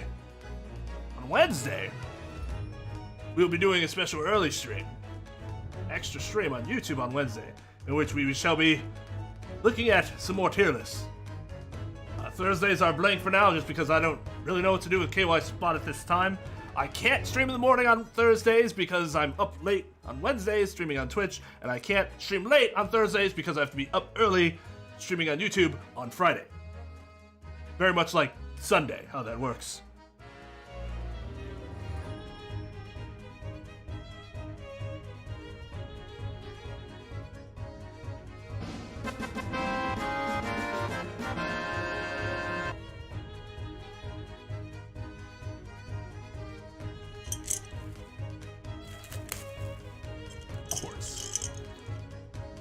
Let me get rid of all these sour ones first. These are the worst.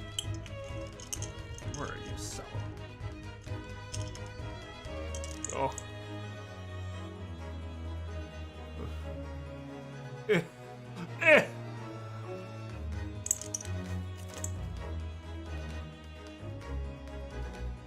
Oh, the flavor is so much more intense. I hate it.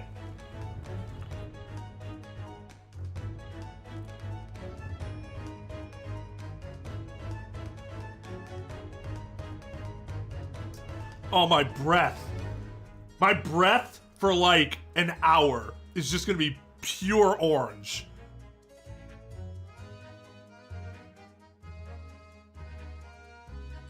A possibility, JB. That's not a bad idea. It's not a bad idea. It just wouldn't want. I wouldn't want it to be something that I like commit to, just because adding another stream probably would be okay. I'm just not 100% sure yet. But we'll see. We'll see how this a couple weeks ago. Maybe it's something I do like every other week. We have a Thursday afternoon stream or something. Oh God, it's still. When I breathe now, it. All right. Well, fuck me, I guess.